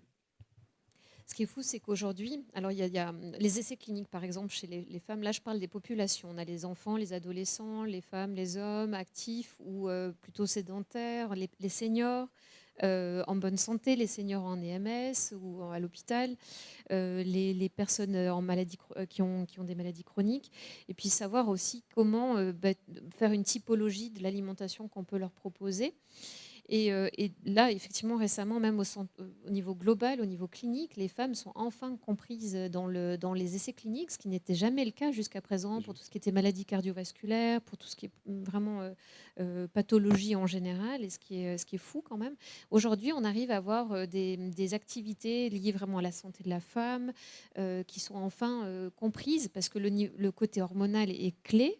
Et puis justement, comment répondre à ces besoins spécifiques tout au long d'une vie pour un individu donné. Ça, c'est vraiment très important. Ce qu'il faut savoir aussi, je parle de la femme parce que c'est quelque chose qui me touche beaucoup, parce que les goûts, déjà aussi, au niveau environnemental, au niveau physiologique, quand même, vous, vous avez comment dire, une prédisposition dès votre existence in utero, dans le ventre de votre mère. Les goûts s'établissent déjà là, en fait, puisque le fœtus a 8000 bourgeons gustatifs, et donc tout ce que la mère mange, plus c'est diversifié, plus il y aura une ouverture et une prédisposition à accepter des goûts après la naissance. Donc c'est vraiment important, et d'où l'alimentation qui doit être vraiment spécifique à chaque individu tout au long de sa vie. Il y a un des points qui est important sur ce que tu dis, c'est finalement c'est le lait maternel. Alors, on est actuellement, si vous suivez un peu l'actualité, en train d'essayer de reproduire au plus près le lait maternel. Il y a un des éléments de lait maternel qui est très intéressant, c'est la vanilline. Finalement, dans le lait maternel, on retrouve de la vanilline, donc une des compositions de la vanille finalement. Et puis de cette partie-là, justement, c'est une composition qu'on essaye de remettre dans ces laits qui seraient industrialisés dans le futur. Mais si vous regardez bien derrière, 90% de la planète aime la vanille. Et justement, les 90% de la planète qui aiment la vanille, finalement, c'est des gens qui ont allaité, qui ont été allaités. Les gens qui n'ont pas été allaités, et là c'est important parce que justement on parle d'ADN, justement de l'estomac, ne mangent pas ou ne considèrent pas la vanille comme un étant un produit super intéressant ou quelque chose de réconfortant. Donc le démarrage de ce que tu expliques finalement est extrêmement important pour le restant de notre vie. Et ce que je voulais aussi dire, c'est que donc, chaque étape de la vie, alors qu'on soit un homme ou une femme, un enfant, un adolescent a des besoins spécifiques pour sa croissance. Un adolescent qui fait du sport doit être aussi extrêmement bien pris en charge en termes d'alimentation. On parle de junk food. Effectivement, là, il y a beaucoup de recherches qui sont faites sur vraiment le comportement de l'adolescent par rapport à ce qu'il mange. Et en fonction de ses besoins, je pense qu'Olivier pourra nous en parler, comment on nourrit un adolescent qui fait du sport, qui doit étudier, qui doit grandir, qui est en pleine explosion hormonale, etc. C'est très important. Pour les petits, j'aimerais bien profiter de ce petit moment pour tordre le cou aussi à ces fameuses galettes de riz. Encore une fois, en voulant bien faire, on pense que ces galettes de riz sont bonnes pour l'enfant ou pour l'individu, quel qu'il soit. Ouais, mais on est encore sur un produit qui paraît sain a priori. Et puis c'est fou parce que le marketing est fort. On a l'impression que c'est incroyable, c'est léger, il n'y a pas trop de sucre. Et puis finalement, c'est rassasiant, mais ce n'est pas vrai. C'est un produit transformé qui a un indice glycémique incroyablement haut, qui fatigue votre pancréas pour balancer de l'insuline. Donc il y a vraiment un souci, c'est cariogène. Donc les enfants qui mangent ça, finalement, n'ont pas de la bonne énergie, n'ont pas finalement le côté rassasiant et une densité nutritionnelle suffisante pour finalement se sentir bien avec ça. Mais peut-être que toi, Olivier, tu pourras revenir tout à l'heure dessus. Justement, je pense que ça serait intéressant parce que tu as coaché pas mal de jeunes athlètes. Et encore maintenant, tu es en coach encore? Et tu donnes des galettes de riz? Non, tu donnes des galettes de riz, je crois pas. Du bio, ok. Non, mais galettes de riz soufflé, ouais, ça fait partie de ces choses qui sont, encore une fois, qui donnent une fausse idée de ce que ça peut apporter. Et je trouve que c'est dommage de donner ça à la récré pour les enfants, les tout petits, ou pour les occuper, en fait, parce qu'on ne veut pas qu'ils parlent trop ou je ne sais quoi. Et du coup, je pense que c'est important d'avoir ce réflexe, de comprendre finalement que l'extrusion, en termes de process agroalimentaire, technologique, c'est quand même incroyable. On pousse les températures à l'extrême et puis on ajoute de l'air, on cuit, finalement on détruit les fibres, les vitamines et les antioxydants en faisant ce genre de procédé de très haute température qui souffle les aliments. Et en plus de ça, on les spraye avec de la lécithine. Alors, il faut que vous sachiez que juste en termes d'additifs, on a des... Alors, il faut vraiment, juste pour vous, pour votre façon de décoder vos aliments, on a des additifs cosmétiques. Donc, les goûts, les couleurs, les textures. Après, on a les matières grasses qui sont hydrogénées, qui Alors on a découvert récemment qu'il y a le E466, c'est de la lécithine, qui vient altérer le mucus de votre appareil digestif. Alors il est réduit et puis vos bonnes bactéries, elles vont traverser la paroi intestinale parce que finalement cet additif, il vient altérer le mucus. Tout notre appareil digestif, finalement, il est tapissé de mucus et c'est lui qui protège finalement notre corps, notre appareil digestif de, de, de- de tout antinutriments ou autre, en fait, pour pouvoir bien assimiler les nutriments. Mais donc, il y a des additifs qui altèrent cette partie mucus et puis appareil digestif. Donc, on a les matières grasses, les additifs, les isolats de fibres, de protéines. Et puis, on a ces process technologiques qui sont ultrafiltration, ultra-extrusion, etc., qui viennent complètement déconstruire finalement les aliments. Ce qui est intéressant, c'est que nous, finalement, dans nos cuisines, on a découvert bien sûr des techniques et des méthodes de cuisson finalement qui sont très intéressantes par rapport à certains aliments comme des viandes, des poissons, des légumes. Et finalement, on sait aujourd'hui que cuire au-delà de 85 degrés, ça ne sert à rien du tout. Alors vous allez me dire, ouais, mais comment moi je peux cuire un rôti à 85 degrés? Finalement, il y a deux façons de cuire. C'est ou vous travaillez dans les degrés ou vous travaillez dans le temps. Puis si vous travaillez sur des grosses pièces, bah, automatiquement vous allez travailler dans le temps parce que vous allez allonger le temps. Si vous regardez un petit peu dans le passé, nos grands-mères, elles laissaient finalement leur cocotte sur les plaques en fonte. Finalement, elles travaillaient dans le temps, pas dans les degrés. Ça mijotait finalement. C'est ce qu'on appelait la petite méthode de cuisson mijotée. Puis aujourd'hui, on travaille tout avec des petites pièces très fines. Donc on travaille avec des hauts degrés finalement qui détruisent tout ce qu'il y a d'intéressant finalement dans ce qu'on mange. Puis nous, on en est venu à aujourd'hui cuire en basse température, ce qu'on appelle les basses tempées ou alors finalement les cuissons sous vide. Puis on démarre certaines cuissons. Alors ça va faire un peu peur à certains scientifiques. Ils n'aiment pas trop qu'on traîne dans ces températures-là. On cuit du poisson à 38 degrés, mais on le cuit pendant 4 heures. Et puis pendant 4 heures, alors c'est pas chez monsieur et madame tout le monde qu'on va cuire du poisson à 38 degrés pendant 4 heures, mais finalement on a une montée de bactéries qui est juste énorme pendant la première heure et demie. Puis après, à cause de la température, finalement, elle commence à s'annihiler, puis elle meurt au bout de la 4e heure finalement. Donc c'est intéressant de voir que pour pas détruire finalement ce qu'on mange, ça sert à rien d'aller travailler dans les degrés ou alors travailler justement dans la rapidité. Parce qu'on a des températures de cuisson qui ne devraient pas excéder 85 degrés au maximum pour certains types de viande, comme des jarrets, des choses comme ça. Et puis que tout ce que vous mettez au-dessus, finalement, ça détruit ce qu'il y a d'intéressant. Donc, c'est des méthodes, des techniques que vous pouvez même utiliser à la maison, dans le four de monsieur et madame tout le monde, qui sont très intéressantes et puis qui finalement facilitent aussi ce que vous allez manger à la fin. Et puis, bon, une vitamine, elle est tuée à 90 degrés, en fait. 98, 100 degrés, on n'a plus de vitamine, Bon, c'est ça, hein, voilà. Serge? On va tout Combien? dire. Ça dépend. Bon, et encore faut-il avoir aussi une matrice pas pleine de d'Escherichia coli ou... Bon, donc en gros, le dilemme, c'est ça. C'est nutrition personnalisée, individuelle, singulière. Mais concrètement, dans ma cuisine, comment je nourris ma famille? On a des besoins collectifs, familiaux. Comment faire pour finalement répondre à des besoins individuels, mais de façon collective? Ça, c'est une vraie question. Alors, repartir sur de la pleine conscience, comprendre ses besoins, essayer de trouver un équilibre, avoir toujours, garder sa culture en fait culinaire et puis garder ce plaisir de manger, comprendre les saveurs qui viennent et puis les modes de préparation, l'environnement dans lequel on mange, parce que le bruit clairement altère, change le goût. Donc il faut vraiment comprendre que voilà, on a des sens et puis quand il y en a un qui est affecté, on peut pas manger en tout cas on peut pas sentir les choses de la même façon. Ou au contraire, il y a des grands chefs comme Thierry Marx à Bordeaux qui ont fait des expériences où finalement ils vous mettaient un casque sur les oreilles et puis ils vous faisaient mâcher des choses croquantes et craquantes. Et ça a amplifié finalement les sucs gastriques que vous développez au moment du repas. Et puis ce qui veut dire finalement que quand le goût, l'odeur et le bruit est là, finalement, on a du plaisir encore plus à manger. Puis du coup, alors je laisse la place vraiment à Bruno parce que c'était vraiment la question. Ok, j'ai un besoin, j'ai des besoins liés à ma propre génétique, à mon mode de vie, mon rythme, mais comment je fais pour avoir une assiette fondamentale sur laquelle les membres de ma famille peuvent s'alimenter? Il y a un peu cette question-là aussi.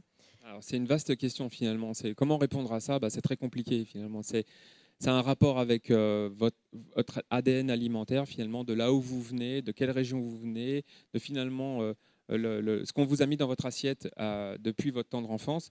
Et puis simplement, je dirais que pour répondre à ça, avant d'expliquer ce qu'il y a derrière, finalement, c'est de revenir à l'essentiel, ce que les gens savent très bien finalement. Vous savez très bien quoi manger à quelle saison. La majorité de la population qui est là connaît exactement les saisons, quelle saison il faut manger tel légume, quelle fraise, quelle asperge, quel céleri, quel rutabaga, etc., etc. Donc, dans l'idée aujourd'hui, on se pose tous beaucoup de questions finalement sur ce qu'on doit mettre dans notre assiette, mais finalement, je crois qu'on a déjà tous les réponses. C'est qu'on sait finalement quoi manger à quelle saison, mais quand vous voyez tous finalement des fraises en plein mois de février sur des étals de certains grands groupes de magasins, vous doutez bien non plus que ce n'est pas spécialement bon pour la santé. Donc finalement, je crois que tout le monde, chacun a déjà la réponse. On sait exactement ce qu'il faudrait manger pour être bien, puis on le sait quand on mange quelque chose finalement qui nous fait du bien. Et puis fondamentalement, on doit peut-être un peu plus s'écouter. De dire que finalement, on devrait plus écouter ce qu'on trouve dans les magasins, c'est peut-être l'erreur qu'on fait à ce moment-là. Pour revenir sur ce que vous avez sous les yeux, finalement, c'est ce que tu disais, Clotilde, au démarrage, c'est que finalement, le PFL, le projet qu'on a mis en place sur ce qu'on mange dans nos restaurants, finalement, il est parti d'une signature d'un traité qui s'appelle les Accords de Paris, où la Confédération finalement a signé ces Accords de Paris en 2017. Et puis, elle s'oblige finalement à créer des plans climat pour elle dans toutes ses institutions. Et puis, elle se donne le mandat de le faire jusqu'en 2030. Puis, elle donne le mandat finalement au canton de le faire jusqu'à l'horizon 2050. Dans ces plans climat, finalement, il y a la mobilité, il y a les bâtiments, il y a l'énergie, et puis il y a aussi la restauration, finalement, ce qu'on mange dans ces écoles, dans ces institutions. Puis nous, aujourd'hui, finalement, avec mon arrivée en 2019, alors c'est pas qu'avec mon arrivée, finalement, c'est avec le travail de tout un groupe de gens qu'on a mis autour de nous, on a revu finalement tout ce qu'on mangeait de la graine à l'assiette, et puis je dirais même de la graine à la poubelle, parce que finalement, aujourd'hui, on monitore tout ce qu'on met dans une assiette avec des restaurateurs, avec des chefs de cuisine, finalement, à l'instant T, pour pouvoir savoir finalement qu'est-ce qu'on va devoir donner à nos gens, à nos étudiants, aux gens qui travaillent sur sur le campus de l'EPFL dans le futur. Pour augmenter finalement leur fonction cognitive, et ça c'est important pour nous, puis aussi finalement diminuer aussi notre impact CO2. Donc on a fait appel à divers monitorages. Donc là, vous en avez un qui s'appelle NutriMenu. Donc NutriMenu, ce n'est pas la réponse à tout. Finalement, c'est un outil qui nous permet d'avoir mis finalement une façon de manger, finalement, si on veut bien, une façon de s'alimenter. Et puis, où finalement, si toute la semaine, vous voulez manger dans les A équilibré, extrêmement équilibré, vous pouvez, parce que tous les menus, finalement, sont équilibrés sur NutriMenu, avec des références de la Société suisse des nutritionnistes, etc. etc. Puis finalement, qu'est-ce qu'on fait? On équilibre le plus possible les repas de nos étudiants et des gens dans les différents restaurants. Puis grâce à NutriMenu, finalement, c'est vous qui avez le choix. Donc, on ne dit pas finalement que vous devez toujours manger dans le A ou dans le B pour être bien, mais finalement, on dit que ce que vous mangez, ça part du A pour aller jusque dans le E, mais le choix, il est chez vous finalement. Si vous voulez être en bonne santé ou si vous voulez être bien l'après-midi, bien manger, avoir assez de fibres, avoir assez de nutriments, etc., restez plutôt dans le A et le B. Puis si vous voulez vous faire un jour plaisir avec un morceau de viande ou un spare ribs ou des choses comme ça, vous irez plus vers le E naturellement. Puis on a mis derrière ça aussi encore un éco-score. Pour nous, c'était important aussi que finalement, il n'y a pas que la santé de notre santé à nous qui était importante, mais aussi la santé de notre planète. Parce que dans notre plan climat, finalement, de la restauration, on a revu aussi tout ce qui se consommait. Donc, quand on a fait finalement le ménage de tout ce qui était consommé à l'école, finalement, on s'est aperçu qu'on était dans le gras, dans le sel, dans le sucre, que 80% de ce qu'on consommait à l'école venait finalement de l'étranger, que toutes les viandes qu'on consommait, elles étaient à plus de 95% dans nos assiettes, que si j'étais vegan ou ovo-lacto-végétarien, on me servait des risottos avec des gambas dessus. Et puis, si je voulais manger des fraises en plein mois de décembre ou janvier, ce n'était pas vraiment un problème. Donc tout ça, on a complètement revu toute cette partie. Puis aujourd'hui, on monitore tout. Donc on monitore avec nos restaurateurs qui sont là ce soir, qui pourraient vous en parler. Finalement, tout ce qu'ils achètent, tout ce qu'ils mettent dans la poubelle, toute la partie aussi fluide qui a un impact CO2, et puis toute la partie nutritionnelle, pour finalement, augmenter la valeur de ce qu'on met dans l'assiette des gens et des étudiants de l'école, puis finalement diminuer notre impact CO2 dans le futur.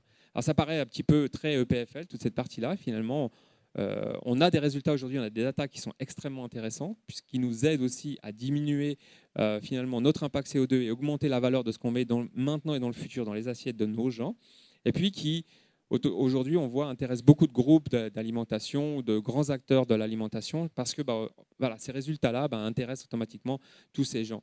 Et puis, ce qui est intéressant finalement, c'est que on est revenu à une alimentation beaucoup plus végétalisée. On a enlevé finalement 50% de la viande qu'on mangeait. Ça Ça a créé un peu l'émoi au début, hein, c'est clair, il y a une certaine type de population qui a grincé un petit peu des dents.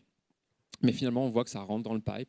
50% des menus sont ovo-lacto-végétariens. On a ouvert un restaurant ovo-lacto. C'est un succès aujourd'hui. On voit, hein, le Native, c'est un vrai succès aujourd'hui où finalement 90% de ce qu'on mange est vegan. On fait plus de 400 couverts. C'est un gros pari pour nous. Mais on voit que finalement, ces générations qui arrivent, elles se posent plusieurs questions et c'est intéressant de les écouter parce qu'elles nous disent quoi? Un, je veux savoir ce que tu mets dans mon assiette. De d'où ça vient? Puisque je vais être en bonne santé avec ça. Est-ce que je vais pouvoir travailler correctement avec ça? Il y a une personne avec qui je travaille, Christian Schwab, à l'école, qui m'a un jour fait la relation. Il m'a fait, si je t'avais mis une canette de coca il y a 50 ans en arrière devant toi, tu serais sûrement identifié à cette canette de coca en disant oh, c'est cool, c'est pétillant, c'est gazeux, c'est sucré, etc. Puis aujourd'hui, si je vous la remets, et les étudiants ont cette même réflexion, si je vous la remets devant les yeux 50 ans après, vous vous dites une chose, est-ce que, un, c'est bon pour ma santé? Puis est-ce que c'est bon aussi pour la planète, etc. etc. Donc il y a un changement de paradigme total par rapport à les générations, les 40-50 dernières années qu'on vient de passer. Finalement, nous, on a vécu un peu dans le luxe, on s'est payé un luxe qu'on n'avait pas. Puis aujourd'hui, cette génération qui est à l'école, puis d'autres encore, se disent, on a envie de savoir d'où ça vient, qu'est-ce que je mange, est-ce que je vais être en bonne santé? Et ça, c'est important finalement pour l'ensemble de l'EPFL. Et puis aujourd'hui, on voit que c'est quelque chose finalement qui glisse dans les restaurants, qui devrait être normal après dans le futur. Et puis, il y a le Food and You. Donc, il y a une grosse étude. Ça y est, on se tourne vers le futur. Il y a une étude qui est en cours, que vous démarrez, pour monitorer les régimes alimentaires des membres du campus. On a des discussions avec un des professeurs de l'école qui s'appelle le professeur Salaté, finalement, que vous avez vu un petit peu pendant la pandémie, qui est parti précipitamment.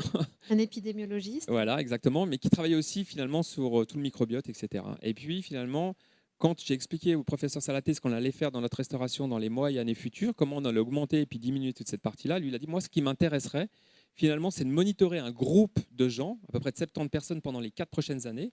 Donc avec Food and You, finalement, c'est un petit bracelet comme une montre qui capte la glycémie, etc. Et puis finalement, à la fin, de voir exactement qui s'alimente comment. On a 125 nationalités, on a une espèce de melting pot qui est très intéressant. Finalement, on mange tous différemment, mais finalement, on cherche tous la même chose derrière, c'est être en bonne santé, de pouvoir travailler correctement, etc. Et puis, on devrait démarrer cette étude avec le professeur Salaté pour les 4 prochaines années, à partir de la fin de celle-ci, pour pouvoir dire dans le futur, on va créer finalement le menu parfait pour l'étudiant, pour le staff dans le futur, pour que vous soyez toujours au top, au maximum de votre performance. Et puis aussi, quand vous êtes finalement en vacances ou quand vous êtes à l'école, etc. etc. C'est super. Donc maintenant, on vous a fait un petit état des lieux de où est-ce qu'on en est, ou vers quoi on va. Et aujourd'hui, en fait, est-ce qu'on peut parler d'hommes ou de passion augmentée? Parce que, tout comme je le disais au départ, vous pouviez donc identifier les origines vos origines. Ben là, aujourd'hui, il existe des entreprises comme Viome aux États-Unis. Il y en a une qui s'appelle Care Off. Il y a Cure en France, une start-up française qui vous propose en fait du diagnostic de microbiote, la caractérisation de microbiote. Donc, vous envoyez un échantillon de fesses dans un labo et puis on vous donne vraiment la carte d'identité de votre microbiote, de votre flore intestinale. Et on va essayer alors d'aller vraiment très loin parce qu'il vous propose avec un quiz. Donc, vous avez plus de 50 questions qui essaie de déterminer vos habitudes, votre religion, votre façon de consommer, votre rythme de vie, votre âge, etc. Avec ça, en fait, plus cette définition de votre microflore, eh bien, vous avez donc des vitamines ou des probiotiques et des probiotiques qui vous sont proposés, qui vous sont envoyés. Donc, c'est le service all inclusive. En fait, on a le diagnostic, le coaching aussi qui apparaît, et puis les suppléments, la supplémentation. Il y a même une entreprise qui vous propose de vous livrer des menus adaptés à votre microbiote. Donc il y a vraiment, on est en plein dedans. On a aussi des patchs ou on appelle ça du lab on skin. C'est des patchs qui peuvent, à travers votre transpiration ou d'autres types d'échantillons, déterminer des biomarqueurs d'inflammation, comprendre aussi vos hormones, et puis voir un peu ce que vous pouvez monitorer et gérer en fait. Donc c'est là où on en est.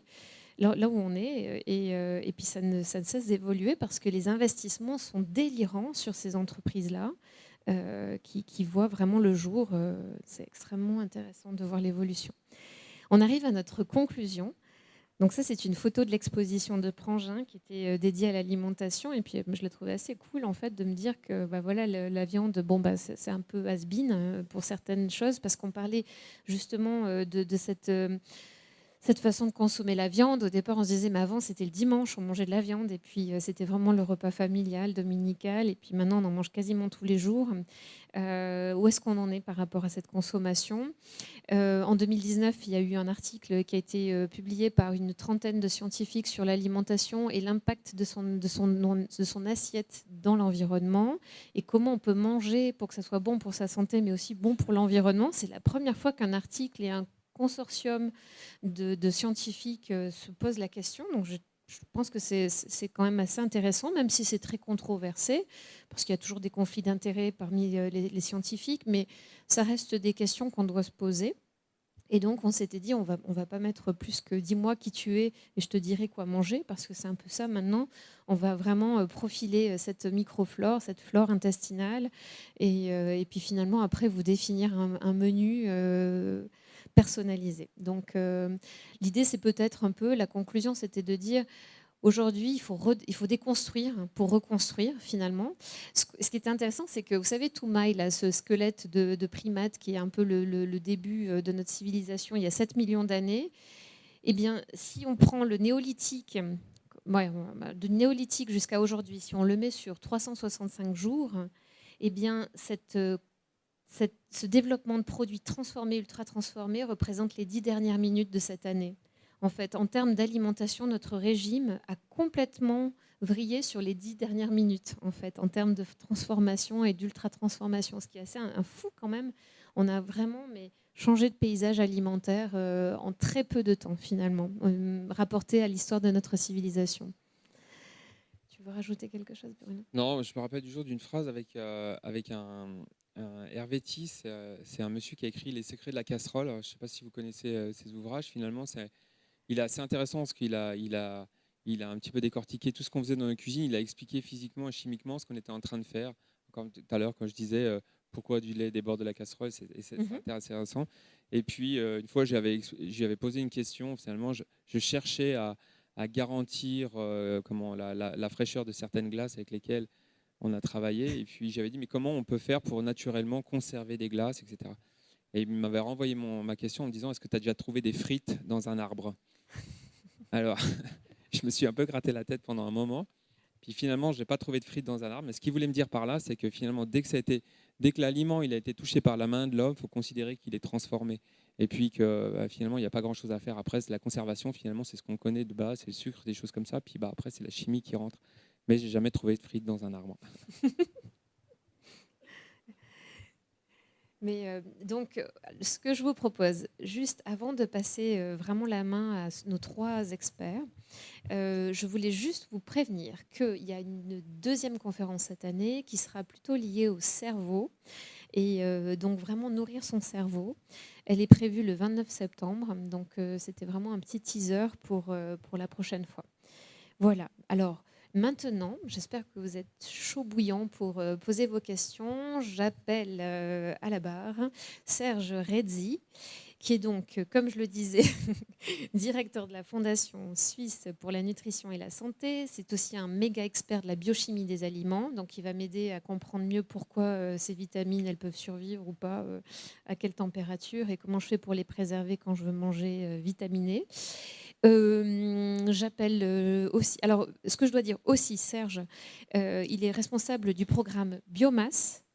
Est-ce qu'il s'appelle la biomasse de la stratégie agroalimentaire du canton de Fribourg, c'est ça? Et puis, alors du coup, je fais le lien avec monsieur Jean-Marc Tandon. Marc Tandon. Marc Tandon. Marc Tandon. Il est derrière des tas de produits incroyables, de glace, de vinaigre. Oui, effectivement, transformé, voire ultra transformé. Mais du local, toujours du local. Nous, on boit à la maison du kombucha, de Urban Kombucha. Il est un peu derrière aussi dans les coulisses, en backstage. Et puis, il est aussi associé et cofondateur de Cogiter. Est-ce que, Jean-Marc, vous voulez expliquer un peu Cogiter, ce que c'est ? Mais cogiter, c'est réfléchir en fait aux ressources naturelles et comment les valoriser proches de nous pour les marchés locaux. Donc c'est les circuits courts qu'on appelle aujourd'hui. Et puis il y a plusieurs axes d'activité, mais on ira boire des cafés ou des bières après. Et enfin, Olivier Bourquin, qui est coach physique et nutrition et nutritionniste et qui a entraîné des grands athlètes, qui les entraîne encore pour certains et qui leur donne tout ce qu'il faut au bon moment, au bon endroit pour être très performants Bon, je les entraîne plus, hein, je m'occupe plus que de nutrition. de nutrition. Et puis donc, comme je le disais, il est auteur de plusieurs ouvrages. Et puis, il faut le suivre dans les fils des réseaux sociaux parce qu'il nous nourrit de façon saine de plein d'informations très éclairées. Et vraiment, je vous invite à vous connecter à lui parce qu'il il nous apporte beaucoup d'informations. Voilà. Est-ce que déjà, d'ores et déjà, vous avez des questions préparées sur lesquelles vous voulez aller ou Ouais, alors on y va. Oui, bonsoir. J'ai deux questions. Alvarez Toledo. J'aimerais que vous m'expliquiez pourquoi l'espérance de vie est montée à 78 ans chez les hommes et que nous avons tous, notre génération de 78 ans, mal mangé les 50 dernières années du siècle dernier. D'accord? Coca, viande, additifs et tout ce qui s'ensuit. Et j'aimerais que vous me donniez aussi l'espérance de vie de cette nouvelle génération de jeunes qui refusent les coca, qui veulent prendre tout ce qui est aseptisé, etc. Qui c'est qui veut répondre à ça? Moi, j'aurais posé exactement la même question, monsieur. Parce que je pense scientifiquement et vraiment objectivement, on ne comprend pas la relation entre l'alimentation et la santé autant qu'on le prétend. Ça, c'est un fait scientifique. Je ne pense pas que l'alimentation qui a été développée durant effectivement, vous faisiez référence, les 50 dernières années, c'est un fait. L'espérance de vie a énormément augmenté. Elle a aussi augmenté grâce à tous les moyens thérapeutiques et les technologies qui ont été développées. Si, monsieur, on fait de la prévention cardiovasculaire bien mieux qu'on ne la faisait il y a 50 ans, vous me l'accorderez. On guérit des cancers. Mais je ne pense pas qu'il faille tout mettre sur le dos d'une mauvaise alimentation qui aurait été consommée durant ces 50 dernières années. Donc je pense qu'on utilise un peu l'argument santé. Donc il y a des points sur lesquels mes collègues et amis se sont exprimés que je ne partage pas personnellement. Je pense qu'on utilise l'argument santé un petit peu de manière facile aujourd'hui. Il y a une poussée, une urgence environnementale qui est factuelle. Et puis on essaye de trouver des solutions en déconstruisant un petit peu rapidement, à mon sens, des choses qui devraient nous amener à réfléchir un peu plus. Est-ce qu'en voulant reconstruire aussi rapidement, on ne va pas répéter une erreur ou pire encore, faire pire que ce qui a été fait durant les 50 dernières années? Donc moi j'invite à un peu plus de sagesse dans la déconstruction. Et j'entends aussi des choses sur lesquelles je ne suis pas d'accord pour dire que la viande est mauvaise pour la santé et que nous devrions diminuer nécessairement la viande. Moi, je n'ai pas vu d'études factuelles, conséquentes, qui me prouvent que la viande est mauvaise pour la santé. Donc, moi, je parle uniquement scientifique. Puis votre question, c'est Nostradamus éventuellement qui peut y répondre.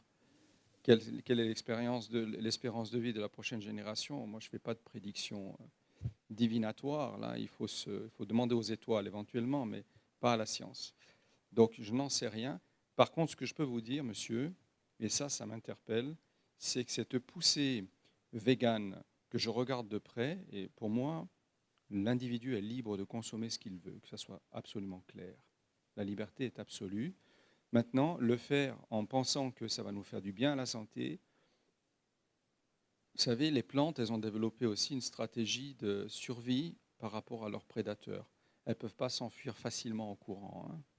Donc elles sont là, elles sont plantées, et elles ont développé tout un arsenal de molécules que l'on redécouvre aujourd'hui et qui sont assez nocives pour l'organisme que nous sommes.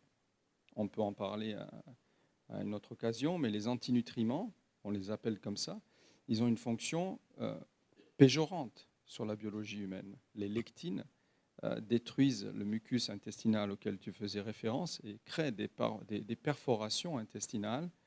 Donc moi je ne sais pas si une alimentation 100% végane ou cette poussée vers le véganisme va s'associer à une amélioration de l'état de santé. Hein. Moi je n'en sais rien du tout, hein. Scientifiquement. Mais aussi au niveau de la qualité de vie, on parle d'espérance de vie, mais on sait aussi que la qualité de vie finalement de certaines personnes qu'on garde en vie très longtemps, est-ce que c'est une grande qualité de vie? On ne sait pas non plus. On sait aussi qu'il y avait beaucoup de gens qui, en 1900, s'ils n'avaient pas des problèmes, je dirais, de santé importants, moi je dis merci à la médecine, hein, 2 fois opéré du cœur, c'est un problème congénital de la famille, on a des problèmes d'aorte, 2 fois une sternotomie, bon, bah, c'est génial parce que le reste va bien, donc ça me permet d'être toujours là. Donc la technologie nous permet de vivre plus longtemps, ça c'est certain, mais est-ce qu'on vit de manière toujours très qualitative? On sait qu'il y a de plus en plus de gens qui, à partir déjà avant la retraite, sont dépendants d'autres personnes pour pouvoir vivre bien. Donc là, on peut aussi se poser la question. Et puis, on dit aussi que ma génération, nos enfants, c'est peut-être vont mourir avant leurs parents parce qu'effectivement, de plus en plus sédentaires, de plus en plus en train de manger des choses qui sont effectivement pas terribles. Mais moi, je te rejoins entièrement. Moi, la viande de qualité, à mon avis, c'est pas quelque chose qui amène plus de cancer. Ce sera pour moi plus le fait d'être assis toute la journée, de ne pas bouger, de ne pas laisser notre intestin bien respirer. Et moi, je ne suis pas du tout dans cette orientation végane parce que je pense aussi que notre cerveau a évolué aussi grâce à certains types de protéines et aussi grâce à certains types d'acides gras comme les oméga 3. Donc, c'est ça aussi qui est intéressant, c'est ce genre de débat où on n'est pas forcément d'accord et puis c'est ça qui fait avancer les choses aussi. Tip top. Effectivement, comme Serge, je me désolidarise un petit peu de certains propos. Hein. Je pense que du point de vue technologue, certains propos ne sont pas aussi réels ou pas la réalité de tout le monde. Et sont un peu dogmatiques, ne se remettront peut-être difficilement en question. Couplé à l'espérance de vie, à la longévité et la qualité. Quantité, c'est pas qualité. Hein. L'espérance de vie s'infléchit, et c'est pas le Covid, c'est 2019. Donc l'espérance de vie est en train de plutôt diminuer dans les pays industrialisés. Après, qualité et longévité, c'est difficile à se prononcer. Qu'est-ce qu'une vie de qualité? On a rigolé en se disant, est-ce qu'on a le droit d'être heureux en étant vieux et malade? C'est vrai que dans la longévité, votre prochaine soirée est déjà un petit peu sur ce cursus, parce que quand on parle du cerveau, ça veut dire on est dans ce transhumanisme. Et puis, je crois qu'on fait des grosses confusions. La santé en pâtit. On est en train d'élever l'alimentation en religion. Je ne pense pas qu'on est sur la bonne route.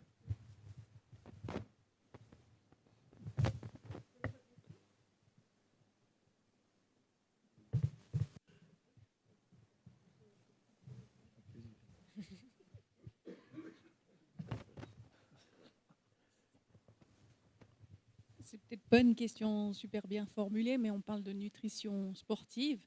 Et d'après les propos qui ont été évoqués, j'ai l'impression que c'est très sur mesure. Et du coup, ma question serait de savoir qu'est-ce qui va conduire au choix de l'alimentation pour une personne plus que pour une autre dans le cadre du sport.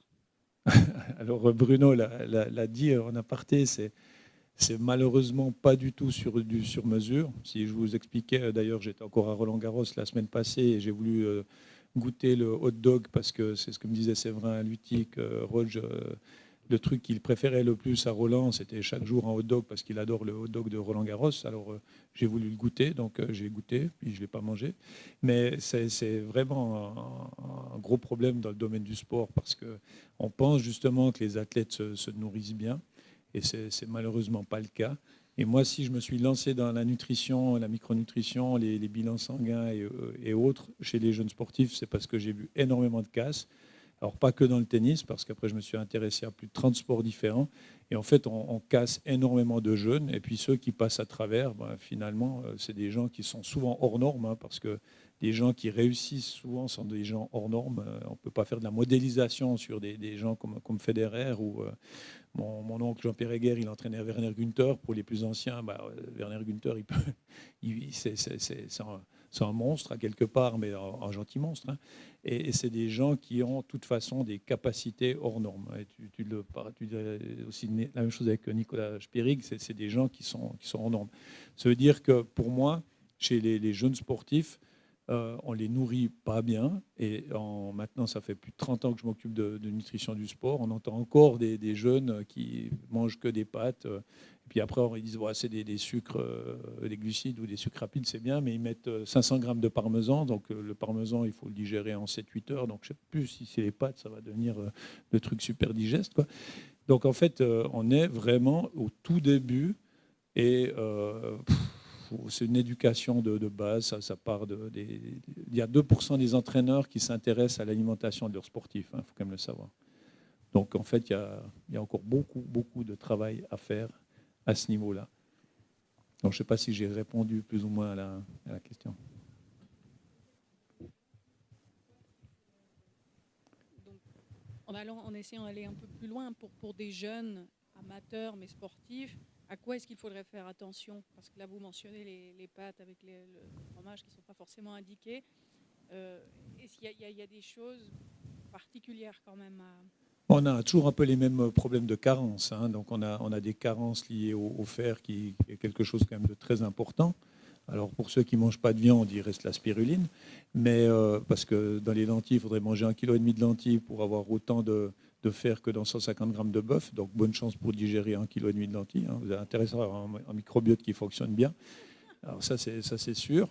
Et en fait, on retrouve toujours des grosses carences, mais c'est aussi parce que les jeunes, d'une manière générale, mangent d'une manière beaucoup trop acide, donc ils acidifient leur corps, non seulement quand ils font l'effort, mais aussi après. Et ce qui est assez amusant, c'est qu'ils boivent souvent pendant l'entraînement que de l'eau, et en dehors de l'entraînement, il ne faut que de boire des boissons sucrées ou des sodas, alors qu'il faudrait faire le contraire. Il faudrait boire une boisson qui contient au moins de l'eau et du sucre, et du sel pour que finalement l'eau arrive dans tous les tissus du corps, hein, aussi bien les tendons, les muscles, les os. Et puis, généralement, c'est le contraire qui est fait. Donc, en fait, on fait un peu tout à l'envers. Et typiquement aussi, avant les entraînements, souvent, là, ils ne mangent rien. Mais d'un autre côté, ils mangent à la récré un peu n'importe quoi. Donc, c'est vraiment toute la base hein, qu'il faudrait recommencer. Après, on a les problèmes liés au lait, parce qu'on a encore la journée du lait en Suisse. Hein, alors, pourquoi on ne ferait pas la journée d'autre chose hein, que la journée du lait? Alors que souvent on entend encore, et là c'est la différence entre les Romands et les Suisses allemands, que la meilleure boisson de récupération c'est de boire un verre de lait. Mais le lait actuel, c'est plus le lait qu'on buvait il y a 40 ou 50 ans en arrière. Donc toutes ces choses-là font que souvent, le sportif, quand il vient de faire un effort, et son intestin, son microbiote n'est pas forcément en très très bon état. Puis si en plus on va rajouter du lait, avec la qualité qu'on a parfois, il aura encore plus de problèmes. Donc après, il aura un microbiote qui fonctionne moins bien, puis il va moins bien absorber les nutriments qu'il va manger par la suite, puis après, ça devient un cercle vicieux. Donc après, il aura plus de problèmes au niveau inflammatoire et compagnie. Oui, c'est assez complexe. Et puis, je sais pas, j'ai l'impression que souvent on rentre dans, encore une fois, une doctrine, mais il y a peu d'éléments ou peu d'actions qui se suffisent à elles-mêmes. Dans ce sens, manger pour manger, boire pour boire.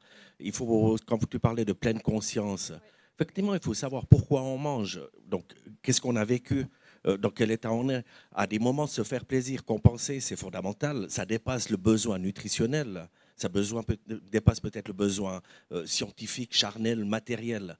Donc, essayons de se réapproprier la nourriture, l'alimentation, et puis les vertus des aliments. Les savets, effectivement. Alors moi, je te rejoins entièrement, mais moi je dis toujours que manger équilibré ne veut absolument rien dire, mais il faut manger adapté.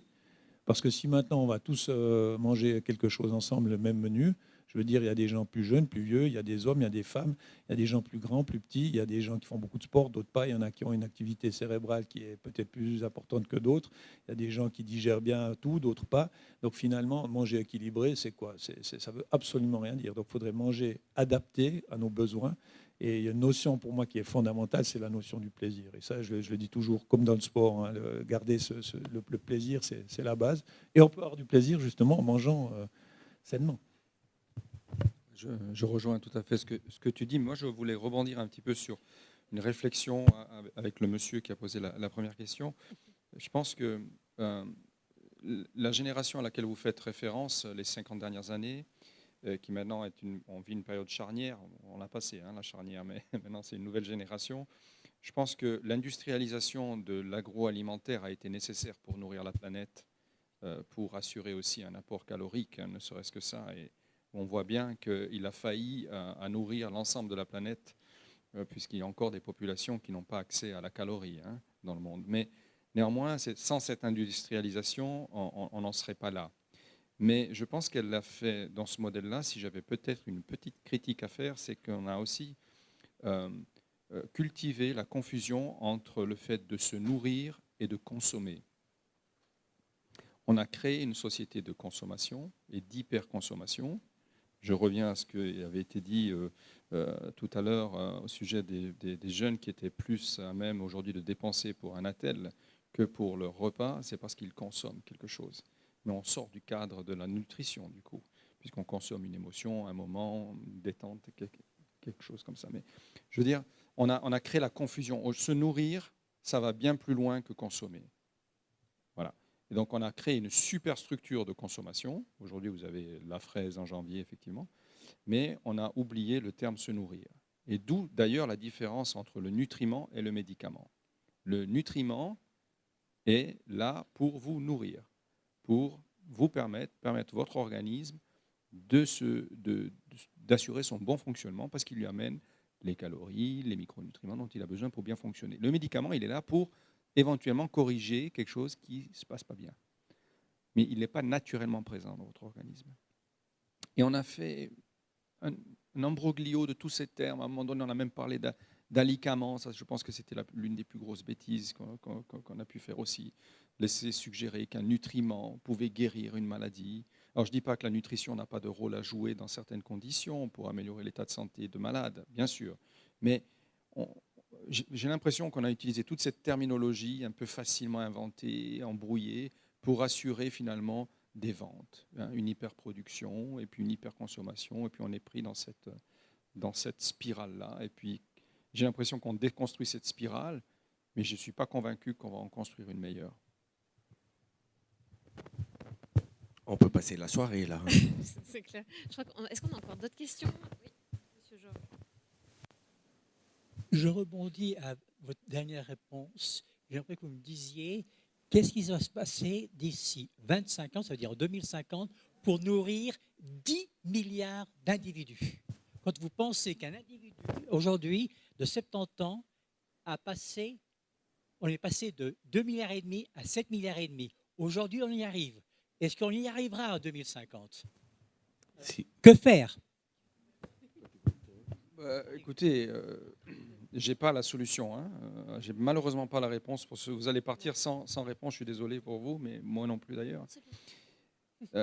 C'est la raison pour laquelle, justement, alors prenons un exemple concret, les protéines. Les protéines animales notamment, le système agricole, agropastoral et industrialisé actuel ne permettra pas de produire autant de protéines pour ces 10 milliards d'habitants auxquels vous faites référence. D'où l'idée de trouver des moyens alternatifs de production de protéines à partir de l'agriculture dite cellulaire. Donc on essaye de faire maintenant dans des laboratoires des sources de protéines. Attention, je ne dis pas que c'est bon pour la santé. Hein. Ne m'amenez pas sur ce terrain-là parce que de nouveau, je vous dirai que je n'ai pas de preuves. Voilà. Mais je ne fais pas de prévision non plus. Donc je ne sais pas si l'espérance de vie va diminuer, monsieur. Je ne sais pas si elle va augmenter. Je n'en sais rien. Je ne fais pas de divination. Mais c'est pourquoi, si vous voulez, il y a cette poussée, à mon avis, hein, vers le véganisme, vers la spiruline, les lentilles. Vous avez déjà essayé de manger un dal indien qui n'est pas bien trempé? Si vous n'avez pas bien fait tremper vos lentilles, moi j'ai fait l'expérience il n'y a pas si longtemps, parce que je ne suis pas un grand amateur de lentilles. Je peux vous dire que je l'ai senti passer. Hein. Donc, quand même, notre physiologie, elle n'est pas optimisée. Je veux bien que des millions d'années en arrière, nous étions véganes, probablement, hein. On était des organismes unicellulaires. Aussi, si on pousse la logique de l'évolution dans les océans, on se nourrissait aussi de minéraux et de matières organiques en suspension et d'oxygène. Un petit peu moins, oui. Ce qui est juste intéressant, c'est qu'aujourd'hui, pour définir ou pour déclarer un pays en famine, on parle encore de calories en fait, par habitant. Et justement, avec Jean-Marc et Serge, il y a eu cette question de densité nutritionnelle. En Suisse, il y a quand même des réflexions aussi pour nos agriculteurs. Comment on peut travailler sur cette question de calories et puis la nuancer pour qu'il y ait un changement aussi de compréhension par rapport à ça. Parce qu'on n'a jamais autant cessé d'augmenter le nombre de calories par personne. Je crois qu'on a 3000 ou 4000 pour définir justement. Et puis le seuil pour la famine dans un pays, il est à 1000 et quelques ou quelque chose comme ça. Mais je sais, c'est un autre débat. Oui, Hein. c'est un autre débat. Ouais. Densité nutritionnelle, je pense que c'était une plus habilité. Par contre, sur ce défi des objectifs de développement durable, là, on revient à l'agenda 2030. Oui. Aux éléments factuels. Donc ça, c'est un petit ouvrage qui vient de sortir de Marc Dufumier, qui retraduit vraiment factuellement les 200 kilos équivalent protéines qu'il faut. Les quantités qu'on peut produire sur Terre sont 320, on gaspille 30% des protéines. On est tout à fait capable de nourrir 10 milliards d'habitants avec un régime protéiné qui subira des alternatives. Ça veut dire qu'effectivement, pour faire 1 kilo de viande, il faut grosso modo 12 kilos. J'ai les chiffres devant les yeux, donc je ne vais pas sortir trop de bêtises puis trop de chiffres. Mais on connaît tous, voilà, si on mange une bonne salade ou des protéines, des lentilles, on est plus économe sur les ressources. Donc on contribue à ce qu'on appelle le développement durable, ne pas prétériter les générations futures. Ça, c'est un débat de la nourriture, se construire, et non pas de s'alimenter, répondre aux besoins. Je pense que les 10 milliards d'habitants, si on est vertueux dans la distribution, aucun souci. Est-ce qu'on veut être vertueux dans nos distributions? Les marchés qu'on inonde, c'est les marchés qu'on dit solvables. Les marchés solvables, il faut être clair, c'est les gloutons. J'en fais partie, hein, je me dédouane pas du tout. Il y a les gaspilleurs, et puis maintenant, c'est miraculeux, il y a les agros ou les biocarburants. Donc, à chercher plutôt comment distribuer correctement plutôt que comment alimenter. Donnons à manger, nourrissons-nous. Ouais, le gaspillage, il est encore délirant, effectivement. Mais aussi la notion de calories. Moi, j'ai jamais fait sur les quelques milliers de personnes que j'ai vues un programme où je parlais de kilocalories. Parce que pour moi, c'est une notion complètement dépassée. Et il y a les calories vides, les calories pleines, il y a la façon de les digérer, il y a la façon de les mâcher, il y a à quel moment je les mange aussi de la journée, il y a est-ce que j'ai fait du sport avant. Il y a tellement de paramètres qui vont influencer sur la calorie que je pense que la calorie, c'est quelque chose qui est complètement inintéressant. Et je trouve ça assez dramatique qu'on parle toujours de kilocalories, comme de parler de manger équilibré. Et c'est la même chose, si on parlait de tous ces indices on a tous maintenant la possibilité de voir si le produit il est bien à travers comment ça s'appelle les Nutri-Score et compagnie, merci. Et c'est assez intéressant aussi parce que vous pouvez trouver des barres de céréales qui n'ont aucun additif alimentaire et puis qui sont notées mauvaises parce qu'effectivement, elles sont plutôt riches en sucre. Mais avant de faire du sport, ce serait peut-être bien. Ou pendant le sport, elles seront très très bien. Puis par contre, vous avez des produits qui sont emballés dans du plastique avec des crevettes, vous ne savez pas d'où elles viennent, comment, avec des pâtes, mais on ne sait pas non plus d'où elles viennent. Et puis vous avez un score de 92 sur 100. Donc là aussi, il y a quand même pas mal de questions à se poser à ce niveau-là. Et puis je pense que pour les gens qui ne sont pas des spécialistes, ça devient vachement difficile de s'y retrouver. Vachement difficile. Alors que quand on est tout le temps là-dedans et passionné, on se fait avoir. Donc je peux imaginer comment ça se passe de manière générale. Pardon, juste un dernier commentaire. Je pense qu'il est là aussi le problème. C'est que j'ai l'impression qu'on n'éduque pas assez. Éduquer, ce n'est pas le terme juste, mais on n'informe pas assez le grand public sur l'état de la science, ce qui est factuel. Moi, je ne sais pas, mais aujourd'hui, qui pense parmi vous, par exemple, est-ce que vous pourriez lever la main, qui pense que le bio est bon pour la santé? Une bonne partie de la salle. Hein. Donc, vous pensez vraiment que le bio, la science, l'évidence scientifique ne le pense pas comme vous? Sauf que, évidemment, le bio interdisant l'utilisation de certains pesticides et herbicides, c'est la présence de ces molécules toxiques à plus grande quantité dans le non bio qui fait que l'avantage santé serait sur la moindre présence de ces pesticides dans le bio. D'accord ? Mais rien ne nous dit aujourd'hui que le bio est plus riche nutritionnellement qu'un non bio, à mon sens. Non, mais à long terme, quand même, Serge, je pense qu'il y a quand même un facteur environnemental qui fait que le Je bio... parle de la santé. Ouais, mais Je parle de la santé. Je ne veux Oui. pas faire... Parce que c'est là mais le... direct, hein, sur l'aliment consommé. Mais sur le long terme, ton aliment sera quand même Mais- moins impacté oui, par... par la présence des pesticides. Oui. D'accord, mais il faut être clair avec les gens. Il ne faut pas laisser penser que le bio est plus riche en protéines, en vitamines, en minéraux. Vous avez compris ça, vous? Non. Ben, moi, j'ai l'impression que dans le public, on a tendance à penser que le bio, quand même, il est mieux nutritionnellement. Hein. Révoltez-vous. Juste, quand tu dis juste bio est bon pour la santé, c'est bon pour la santé de la planète. Donc, je pense, comme Clotilde, on est tous des fois dans nos... Ouais, tout à fait. Il y a des tassements de sol. Ouais. Ah, Si, on peut ouais. jamais schématiser. Et puis, je pense que la présentation qu'on a eue, l'histoire est écrite par les vainqueurs. Hein. Et il faut faire attention parce que l'enfer est pavé de bonnes intentions. Je vais pas citer, mais on est sur des terrains glissants. Mais juste moi, une petite anecdote sur le bio. Moi, j'ai 2 chiens et j'adore promener ma chienne boxer dans les vignes où j'habite. Et puis, j'ai un agriculteur qui s'occupe de vignes. Et puis, de l'autre côté, il y a d'autres vignes. Il y en a des bio, des pas bio. Et un jour, je lui dis, mais les gars, là, les cosmonautes là, qui traitent la vigne, c'est du bio, non?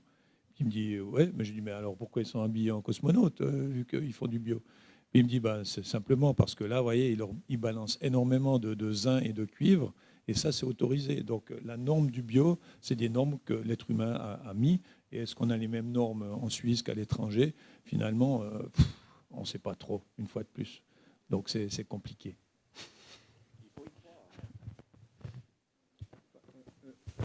Par contre, c'est évident. Ça, Clotilde, toi, tu faisais référence à la présence excessive de pesticides et de produits chimiques dans l'environnement. Oui. Ça, c'est évident. Oui.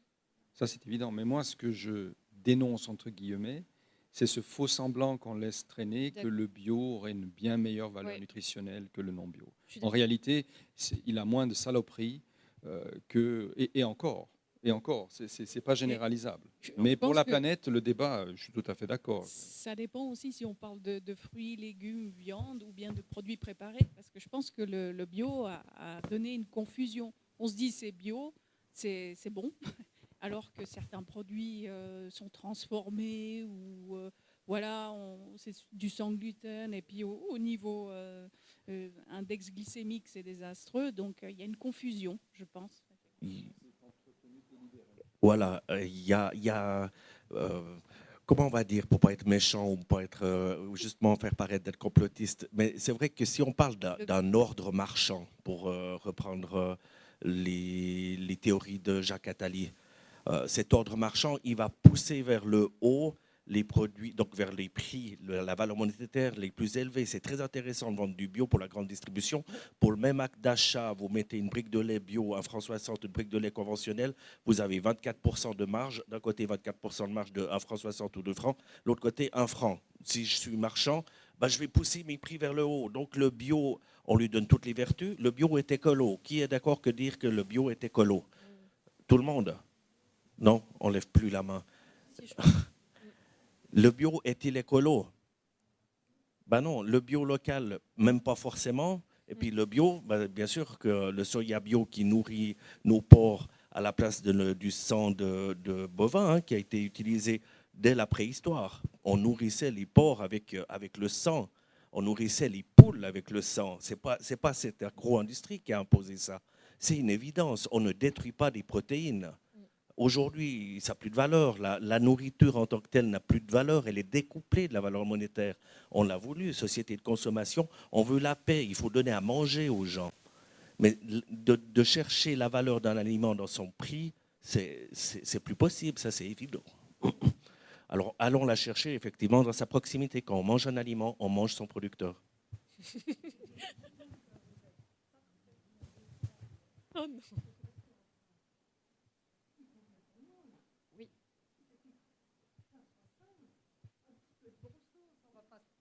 question. Comme ça, c'est trop compliqué. Dans le bon sens, je pense que le bon sens paysan, vous avez tellement raison Mais avec oui. ça, c'est que les gens, finalement, ils se posent peut-être trop de questions. Et moi qui suis un grand fan de l'œuf, ça m'hallucine d'entendre encore que de manger plus que 2 ou 3 œufs par semaine, c'est mauvais pour le cholestérol. On sait aussi qu'au niveau hormonal, on ne fonctionne pas la même chose le matin, midi, le soir. Et ouais, ça Oui, oui. aussi, ça, Oui, ça, oui, c'est tout à fait. absolument. Donc aussi, c'est lié à notre propre ressenti. Mais c'est vrai qu'aujourd'hui, on a quand même une génération toute jeune. Alors, juste pour vous dire, alors il y a Catherine Germanier dans la salle qui est institutrice et qui m'a donné l'opportunité de rencontrer ses élèves de 8 ans. Et c'est vrai que ces petits-enfants, quelque part, ils ont besoin de comprendre ce qu'ils mangent parce que quand je leur demande de me citer des noms de céréales, ils me sautent dessus en disant Choc-à-Pic, Nesquik. Parce que pour eux, le mot céréales signifie céréales du petit déjeuner. Et ils ne savent pas que derrière, il y a du blé ou d'autres céréales, de vraies céréales. Et aujourd'hui, alors, on est complètement d'accord, il faut comprendre ce qui nous fait du bien hein, dans notre corps. Mais c'est vrai qu'on a une génération toute jeune qui, quand on le voit, on passe devant McDonald's à Crissier, McDonald's, eh bien, à 23h, minuit, 15h, 17h, il y a des gens qui font la queue en voiture ou quand je pédale et que je vois un livreur de Uber Eats à côté de moi, je lui dis, c'est quoi qu'il y a dans ton sac? Qu'est-ce que tu livres? On me dit du McDo. Alors, ça veut dire qu'aujourd'hui, on a perdu nos repères d'horaire pour manger, on a tout à disposition et c'est vrai qu'on a une génération qui a tout à disposition à tout moment et qui parfois ne comprend pas qu'un burger cuisiné en 90 secondes est mou. Et ben finalement, qu'est-ce qui devient dans le corps? Et on a des jeunes qui ne savent pas ce qui se passe en fait, qui déconnectent. Ouais. Choc-à-Pic sur Yuka, c'est 92 sur 100. Hein. Alors, Donc oui, moi, j'ai quand même des parents qui me disent, moi, je comprends pas trop. Vous me dites énorme. de ne pas les prendre parce que c'est là aussi le Délirant. problème. Il y a plein de labels. Nutri-Score A, bio, farine complète, céréales complètes sur un paquet de céréales. Comment le consommateur peut finalement se dire, mais finalement, est-ce que c'est bon ou pas bon cette histoire quoi? C'est très, très Le compliqué. gruyère, c'est pas bon. Hein. Ouais. Alors mince, hein, le gruyère, c'est pas bon. Hein. Alors ça, c'est un peu embêtant quand même. Hein. En tout cas, moi, ça me crée un problème. Mais le bon sens, je suis d'accord. Il faut vraiment qu'on arrive à récupérer ce bon sens et cette connexion à soi-même, vraiment. Moi, je suis tout à fait d'accord avec ce que disait la dame. C'est trop compliqué. C'est trop compliqué. Et puis, quand on veut simplifier, on simplifie pour finalement créer des incohérences. Par exemple, est-ce que vous trouvez normal? Nous, on soutient le Nutri-Score parce qu'on pense que c'est une bonne initiative pour essayer justement de décoder un peu cette complexité et puis finalement et orienter le consommateur. Donc, c'est une bonne initiative. Mais là, ces incohérences, vous trouvez normal que le Nutri-Score, par exemple, soit présent sur des bouteilles d'eau? Ah, vous savez, c'est cet étiquetage. Vous ne le regardez pas, voilà. Alors, il y a beaucoup de travail à faire pendant la communication aussi, mais si vous voulez, ça vous permet de catégoriser des groupes d'aliments en fonction de leur composition, en ce qui est bon et ce qui est moins bon. Voilà.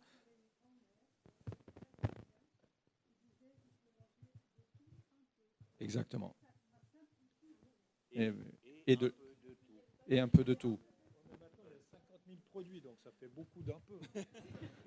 C'est ça, hein, les incitations d'achat, la publicité sur l'alimentation, effectivement, il y aurait quelque chose à redire, un peu couper les ailes. Voilà, des fois, c'est pas de la tromperie, c'est jamais de la tromperie. Mais on nous demande d'être pondéré dans nos achats. On n'est pas fait comme ça. Vous avez peut-être entendu parler du bug humain.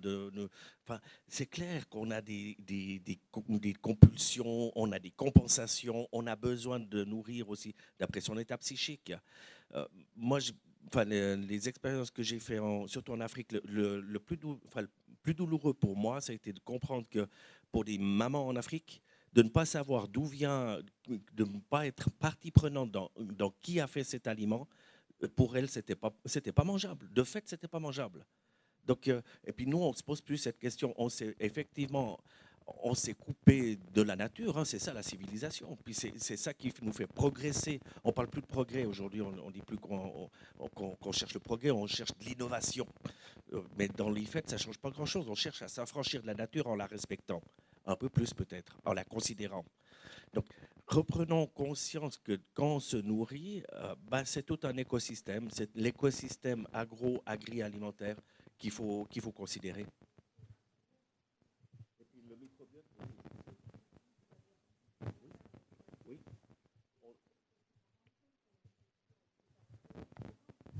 Ah ben non.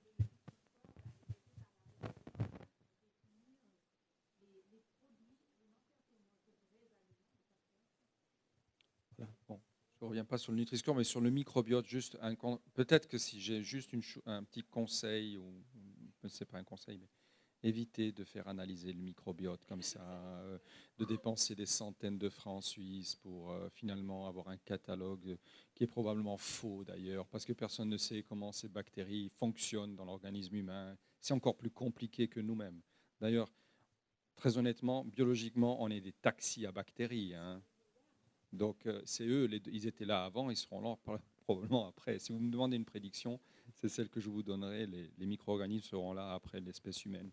Mais c'est juste pour dire que sur le Nutri-Score, il a été aussi créé dans une bonne intention, mais communiqué piètrement. Il a été créé pour aiguiller le consommateur à choisir entre un plat cuisiné par exemple, des lasagnes. Bon, alors, peut-être pas celles qu'on a vues précédemment, mais des lasagnes, parmi lasagnes A, B, C, eh bien, si vous devez faire un choix, vous êtes aiguillé sur le A parce qu'il aura moins de sel, moins de lipides, moins de sucre. Voilà. Non. Non. Personnellement, non, je n'y étais pas. Mais je pense que c'est une bonne initiative de simplification et puis c'est un modèle d'affichage qui a été accepté par la population aussi. Après, il a ses incohérences. Si vous me demandez ce que j'en pense au niveau moléculaire, je pense qu'il y aurait beaucoup de choses à développer. Par exemple, les vitamines ne sont pas mesurées dans le Nutri-Score, elles sont au mieux estimées par la quantité de fruits et légumes. Or, on sait qu'un légume ou un fruit qui arrive d'un endroit A par rapport à un endroit B, il n'a pas le même contenu en vitamines. Donc, il y a des incohérences. Voilà.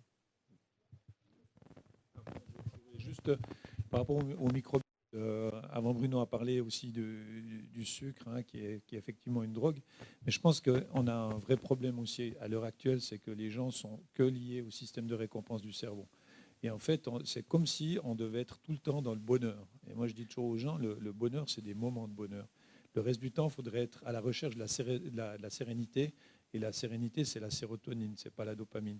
Donc, chaque fois que vous avez un like, c'est un petit shot de dopamine, hein, sur Facebook, sur Instagram et compagnie.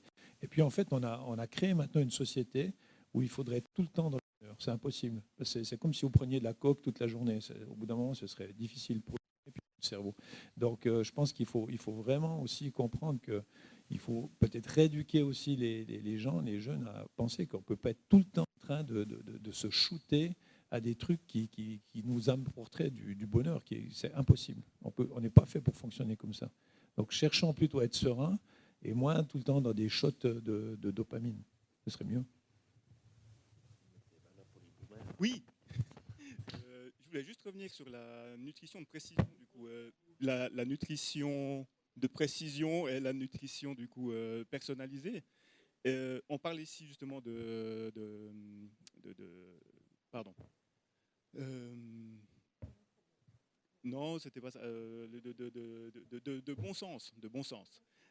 Est-ce que justement, en partant dans une médecine, du coup, c'est exactement ça. C'est plus de la nutrition, ça devient de la médecine. Est-ce qu'il n'y a pas un risque justement de déresponsabiliser sur ce que c'est simplement manger correctement, en essayant de rendre la nutrition, l'alimentation vers quelque chose de pharmaceutique? Mais le paradigme, c'est peut-être soigner sa santé ou soigner ses maladies.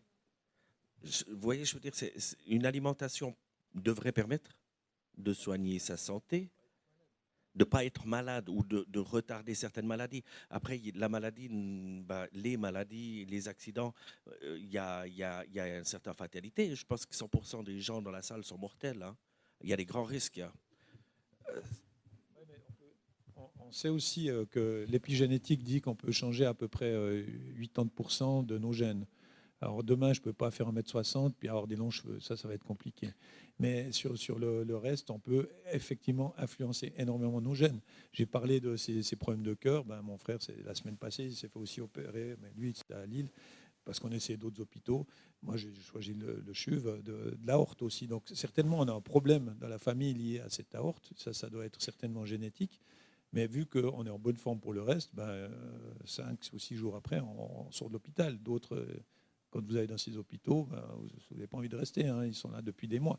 Donc c'est là-dessus où je pense qu'on a aussi notre part individuelle à jouer. Et puis ce que disait aussi Serge, moi je pense que moi je dirais même sur ce côté éducation quand même.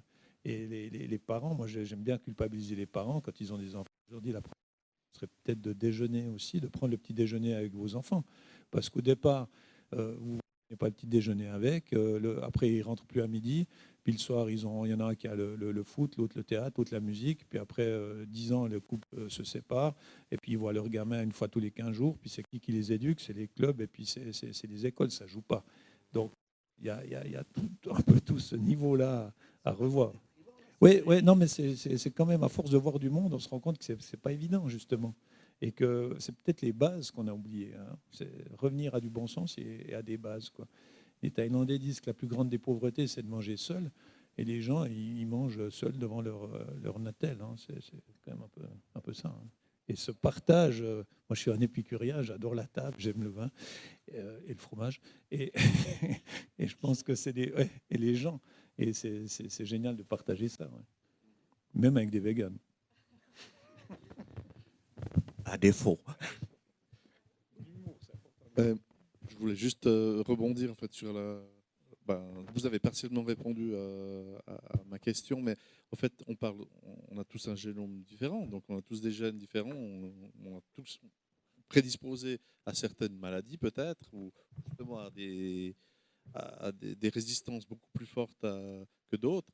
Et puis on parle aussi de ce qu'on appelle l'épigénétique, c'est-à-dire qu'on pourrait influencer aussi, malgré un génome peut-être un peu plus faible sur certains points, en mangeant différemment, ou peut-être en mangeant certains aliments, améliorer notre génétique, enfin en tout cas avoir une espérance peut-être de vie peut-être différente que celle qui nous avait été programmée au départ. Est-ce que là, il y a des études qui corroborent ce genre de choses, ou bien c'est juste encore un projet? Par contre, il y a des business lucratifs qui se développent là-dessus. Donc ça devrait nous alerter un petit peu. Moi, je suis très méfiant vis-à-vis de l'épigénétique. Je pense qu'effectivement, on peut changer le mode, on ne va pas rentrer dans la biologie, mais on peut changer le mode. C'est comme si on est tous avec des cartes, quand on arrive sur Terre, des cartes génétiques que nous ont données nos parents et nos prédécesseurs, nos ancêtres. Et puis l'épigénétique, ça va être en fait tous ces facteurs environnementaux qui vous accompagnent au cours de votre vie, qui va influencer des pressions sur votre organisme, de sorte que certains gènes vont s'activer plus que d'autres ou moins, ou à un certain moment et pas à un autre. Mais ce n'est pas parce que ça a la connotation génétique, dans épigénétique, que c'est nécessairement bon pour la santé ou mauvais pour la santé. Je pense on sait très peu de choses là-dessus. Très, très peu. Donc prudence et grande prudence. Moi, quand je vois aujourd'hui, par exemple, je côtoie des gens qui ont développé des tests épigénétiques qui vous mesurent votre âge biologique. Et puis, ils vont le comparer à votre âge chronologique. Et puis, normalement, dans la grande majorité des cas, si vous fumez, vous avez un peu de surcharge pondérale, etc., votre âge biologique, il est un peu plus grand que votre âge chronologique. Donc, en gros, vous vieillissez plus vite biologiquement que votre chronologie, donc il faut faire quelque chose. Et là, vous avez toutes les poudres de perlimpinpin qui arrivent derrière pour vous aider à revenir un peu plus jeune. Donc, il faut rationaliser tout ça. L'épigénétique, ça existe. Il y a des relations épigénétiques, notamment dans les 1000 premiers jours de vie de l'enfant. On sait qu'il y a effectivement des programmations épigénétiques qui programment certaines fonctions métaboliques plus tard dans la vie. Mais de là à dire qu'on peut aujourd'hui, on a toute la connaissance pour moduler l'épigénétique de sorte à ce qu'on puisse éviter les maladies, tout ça, il faut revenir sur Terre. Hein. C'est des promesses, c'est des doux rêves. Donc moi, je suis très, très prudent là-dessus. Merci. Mais certainement que l'épigénétique, il y a une chose aussi qui sort de l'alimentation, c'est finalement aussi le côté social, comme on disait, d'être l'amour, hein, l'amour d'être entouré de gens. On sait très bien que les personnes qui deviennent âgées, qui perdent leurs compagnons, leurs compagnonnes, souvent, ils ne font pas de vieux os. Et on sait aussi, comme au niveau de l'épigénétique, que quand on a reçu de l'amour en tant qu'enfant et compagnie, on aura aussi des gènes qui, et ça a été prouvé, hein, fonctionnent mieux, avec moins de problèmes aussi à l'adolescence, etc. Et c'est de nouveau donner de l'intérêt aux autres, et puis qu'on fonctionne mieux ensemble que tout seul dans son coin avec son intel, une fois de plus. Donc ça joue aussi un rôle sur nos gènes, évidemment, tout comme la pollution, etc. etc. Il y a des études quand même qui ont été faites, mais très partielles, sur des jumeaux monozygotes en fait, hein, et leur mode de vie. On voit vraiment des différences notoires. Mais bon, voilà, encore une fois, il y a beaucoup d'incertitudes et d'inconnus. Non, c'est la reconnexion à soi-même. Encore une fois, je trouve que c'est assez. La clé de tout ça, c'est de se reconnecter, de reprendre un peu de bon sens. Puis c'est vrai que quand vous parliez de ce Nutri-Score, je me disais, mais quand est-ce qu'on a vu le premier pictogramme de la femme enceinte barrée sur les bouteilles d'alcool? Quand est-ce qu'on a vu ce fumer tue? Juste encore une fois, on revient sur du bon sens. Est-ce qu'on a besoin de tous ces pictogrammes finalement pour comprendre l'impact de ce qu'on mange sur son corps et sur sa santé? Là, il y a un truc aussi. Reprendre un peu du bon sens. Et puis ce qui est marrant aussi, c'est que, alors je rejoins aussi ce que dit Serge sur tout ce qui est, on voit ce business incroyable sur le véganisme et puis le mythe analogue, donc tout ce qui est analogue de viande. Effectivement, on parle de burger végétal, etc. Et puis, il y a eu tout ce buzz médiatique sur tout ce qui est cracking en disant « Oh là là, tout ce qui est ultra transformé a vraiment un impact sur notre santé, sur nos gènes, etc. » Puis en parallèle, on voit l'émergence totale de ces analogues, de ces textures à base de végétales qui ont énormément d'additifs, énormément de texturants, d'arômes. Donc on est encore sur des choses très très transformées et qui proposent une alternative à la viande. Et puis là aussi, il y a vraiment des questions à se poser sur ce qu'on met dans sa bouche et dans son corps. Et encore une fois, ce débat viande, il faut savoir que quand même la plupart des viandes consommées aujourd'hui dans notre société, ces viandes-là sont transformées. En fait, c'est des produits à base de viande. Donc il y a quand même un gros débat entre manger un bon steak d'une vache locale et manger un produit à base de viande. Voilà. Encore une fois, il faut vraiment nuancer ce qui est vraiment bon ou pas pour nous, quoi. Il y a viande et viande, hein, tu as tout à fait raison. Ouais. Hein, on vend des fois pour de la viande, c'est pas de la viande. Hein. Voilà. Mais c'est vrai aussi qu'en Suisse, on consomme trop de viande par rapport à la pyramide alimentaire. Et on ne consomme pas assez de produits laitiers, ce qui est quand même un peu bizarre pour un pays quand même qui est connu pour sa tradition laitière et fromagère. Ça ne serait pas possible, justement, non. Plutôt que de parler de cette éco-santé, nutrition, etc., de parler de bol ou de diète. Parce que trop de viande, vous savez ce que ça veut dire trop de viande? La consommation par capita, c'est 45 kilos de viande en Suisse, à présent. Ouais. On recommande 15 kilos. Ces chiffres, pour vous, ils sont signifiants ou bien pas? Parce, des fois, je pense qu'on a découplé. Effectivement, on a beaucoup d'incitations d'achat de nourriture qui sont des actes compensatoires, impulsifs, et puis on est victime de la publicité, hein, mais peut-être de la publicité de grand-maman aussi, parce que grand-maman, elle n'a pas toujours les bons conseils. Et on l'a vu, hein, les premières façons d'infiltrer la famille, ça a été créé d'une tata Betty Bossine, machin. Donc de renouer avec le noyau, le nucléus familial. De redonner Dr Kellogg, c'était le sympa. Le clown McDo, il est dans la famille. C'est mon poteau, en tout cas, à moi. On achète les prix. Donc, je pense qu'il ne faut pas être aussi doctrinaire et pas mettre plus que ce qu'on attend d'une nourriture. Il faut reprendre aussi le sens étymologique de se nourrir. Se nourrir, c'est se construire. Et quand je disais vite fait, quand on mange un produit, on mange son producteur, c'est une évidence. C'est une évidence qu'une communauté, même si ça représente le 6,3%, que les agriculteurs, c'est 5% de la population active, c'est une évidence que notre communauté vit sur ce premier socle qu'on appelle le socle le primaire, hein, le secteur primaire, secondaire, tertiaire. Même les économistes n'ont pas trouvé mieux pour l'instant. Ouais. Donc, il y a une évidence qu'on se bâtit autour de l'aliment, autour du système agricole. Notre culture, notre agriculture, c'est frère et sœur. Il nous reste plus beaucoup de temps. Ça y est, on a épuisé notre quota. J'espère que cette soirée vous a plu. Si vous n'êtes pas si vous n'avez pas reçu d'email de ma part, c'est que vous n'êtes pas dans ma liste. Alors n'hésitez pas si vous voulez un compte rendu, et puis n'hésitez pas aussi à échanger vos sentiments par rapport à ce que vous avez vécu ce soir.